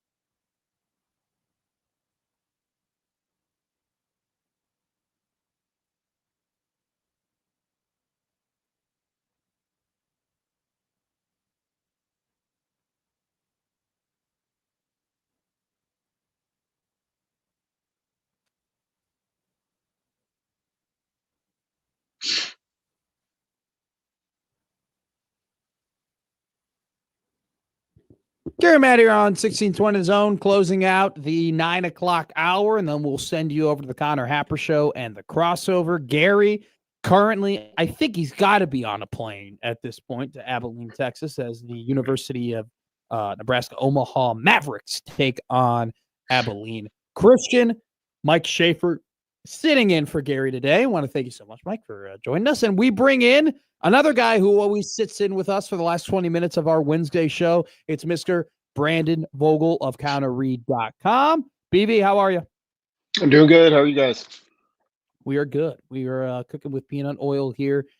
Somebody who hasn't been cooking with peanut oil that I want to ask you about is Dana Holgers. He's been a little bit under, not like hot seat under fire.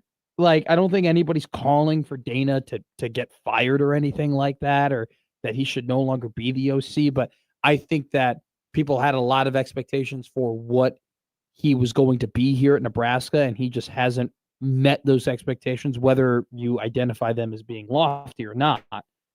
Brandon, I just want to get a general, your analysis and your just kind of outlook on Dana and the job that he has done this year as a whole. Yeah, there's been, you can take issue. There's been some curious games where, kind of the play type or certain play calls, you're always going to get that with an OC. But I think kind of the zoomed out view, this is about where I thought Nebraska would probably be. I mean, for now, and those Akron and Houston Christian games, they're still carrying a lot of weight. Like, they're still over 30 points a game, but they've been able to score more efficiently. The big complication, and I think this emerged once conference play started, was Nebraska can't protect the passer. And I think one of the things that has kind of come up in more recent games is they've turned to RPO to try to basically work around that. Like, you're not asking your linemen to pass block since they're struggling to do it. And that piece of it, like, if you wanted to take issue with something, like, doesn't feel quite as dialed in as you would hope. Certainly with Raiola in the mix, now that he's not, I think it's one of the big factors in this game against UCLA, is because we heard from Holgerson this week that 5 of 7 for 7 yards from Latif against USC. Some of that's due to choices he made on RPO plays, and that's been kind of a consistent undercurrent for this season. So yeah, could it be higher? I think it could be higher if they executed the RPOs better. I got a question. Is there any way to measure their RPO success rate? Is that kind of a stat that we have in analytics at all? I mean, I know it's kind of tough to know whether sometimes you can tell, hey, that was an RPO. There are other times maybe you don't. I mean, just from the naked eye. Do we have that statistic or metric at all? Because I'd be very curious as to what Nebraska's success rate on RPOs would be. Yeah, not easily accessible. You'd have to be charting the games. And shout out to Jordan Fox, who runs a great Substack, who does that sort of charting. He probably has the success rate, but he certainly has the rate of RPOs. And it's been increasing since Nebraska, basically since the Minnesota game specifically.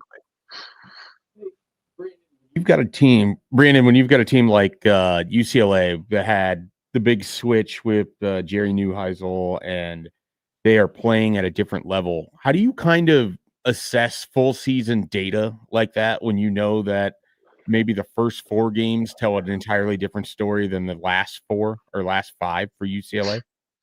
Yeah, it's difficult, and one I've kind of been wrestling with this week, working on the preview, because it's so stark. Those first 4 games, they didn't just lose, but like looking at their post-game win probability, even the 7-point loss to UNLV, like they were kind of dominated. And since then, the post-game win probabilities, even in a loss in one case, have been pretty good. So I'm almost thinking, I don't know if I'm quite ready to do it yet, but I'm almost thinking you got to take those last 4, since the Penn State win, essentially, and including that one, as kind of, that's what this team is. And that's probably what I thought UCLA could be this year, a solid middle tier Big Ten team. And that's kind of how I'm approaching this one. Brandon, your expectations for TJ Lateef with a full week of prep are what?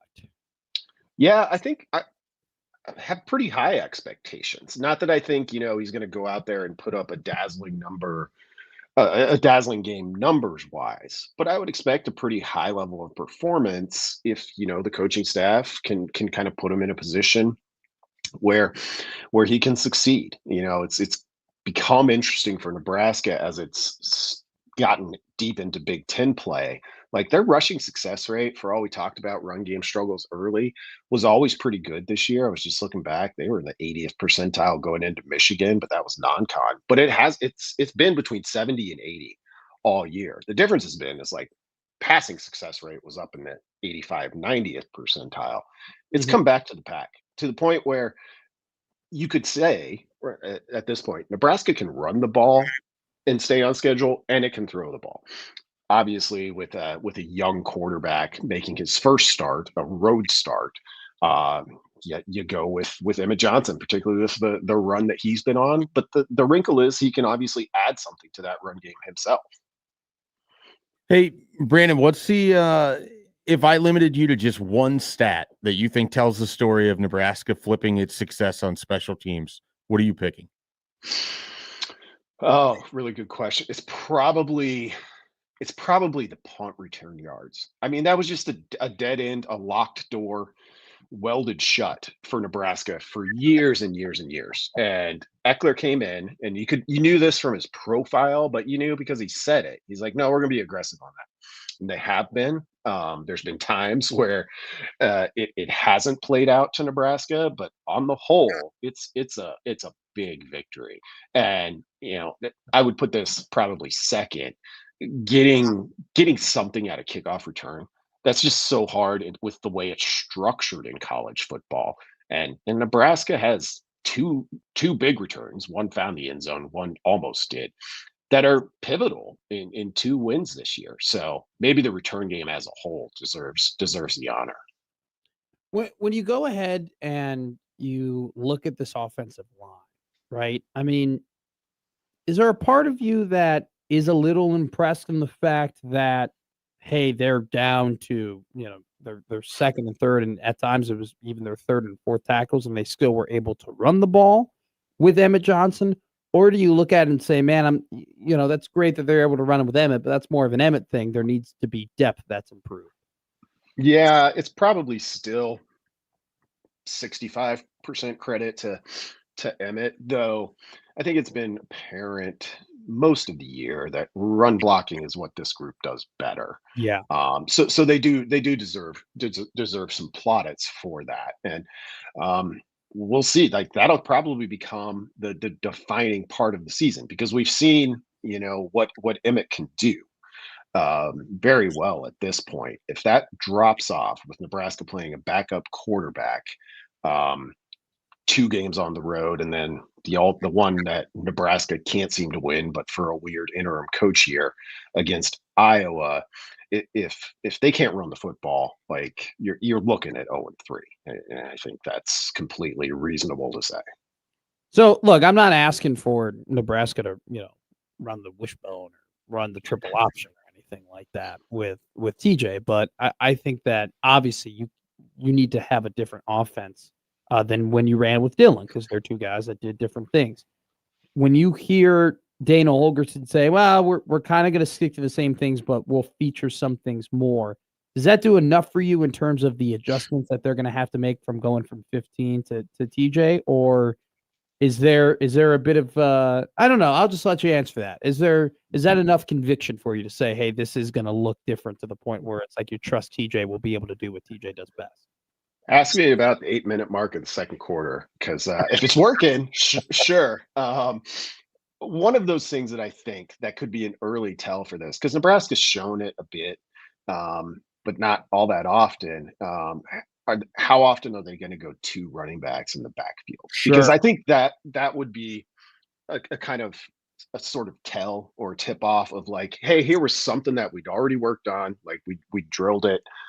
Wasn't maybe the best fit for Raiola's skill set, but it is for Lateef. So that would be one way. But yeah, I think at this stage in the season, particularly when you're looking at some of the guys Nebraska might have to play on the O-line, like trying to make the best of what you have rather than trying to cook something totally new Sure. makes some sense to me. Brandon Vogel of counterread.com. Anything we could expect outside of just the typical in-season stuff? Anything you got cooking in particular you're excited about so people can subscribe to you and read your great stuff? Yeah, I'm interested since we got the bye week coming up. I've kind of been piling stuff up. If you get into the regular in-week schedule, it gets a little tough. But I'm kind of interested to revisit the Big Ten if we just gave these teams points like we did in soccer for home and road wins. Okay. That was an idea I did last year at the end of the year, and it changes the playoff picture a bit. So got that. I'm excited now that it's here to jump into a little bit of basketball. So might get there next week as well. All right, we'll talk some basketball with you next week for sure. Brandon, thank you so much for hopping on. We'll see you next Wednesday, my man. Sounds good, guys. Thanks. Maybe I want Nebraska football coaches to lie a little bit more. I think that's kind of what I've learned about myself today.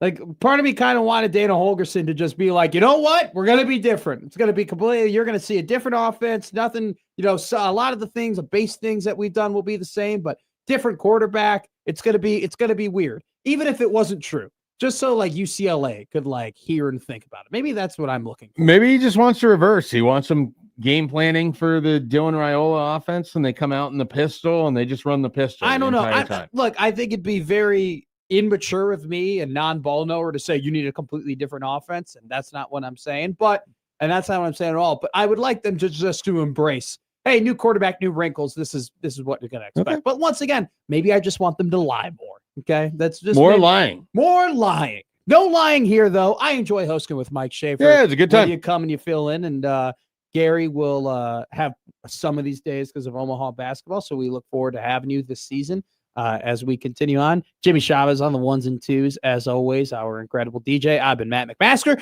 Connor Happer Show is coming up next.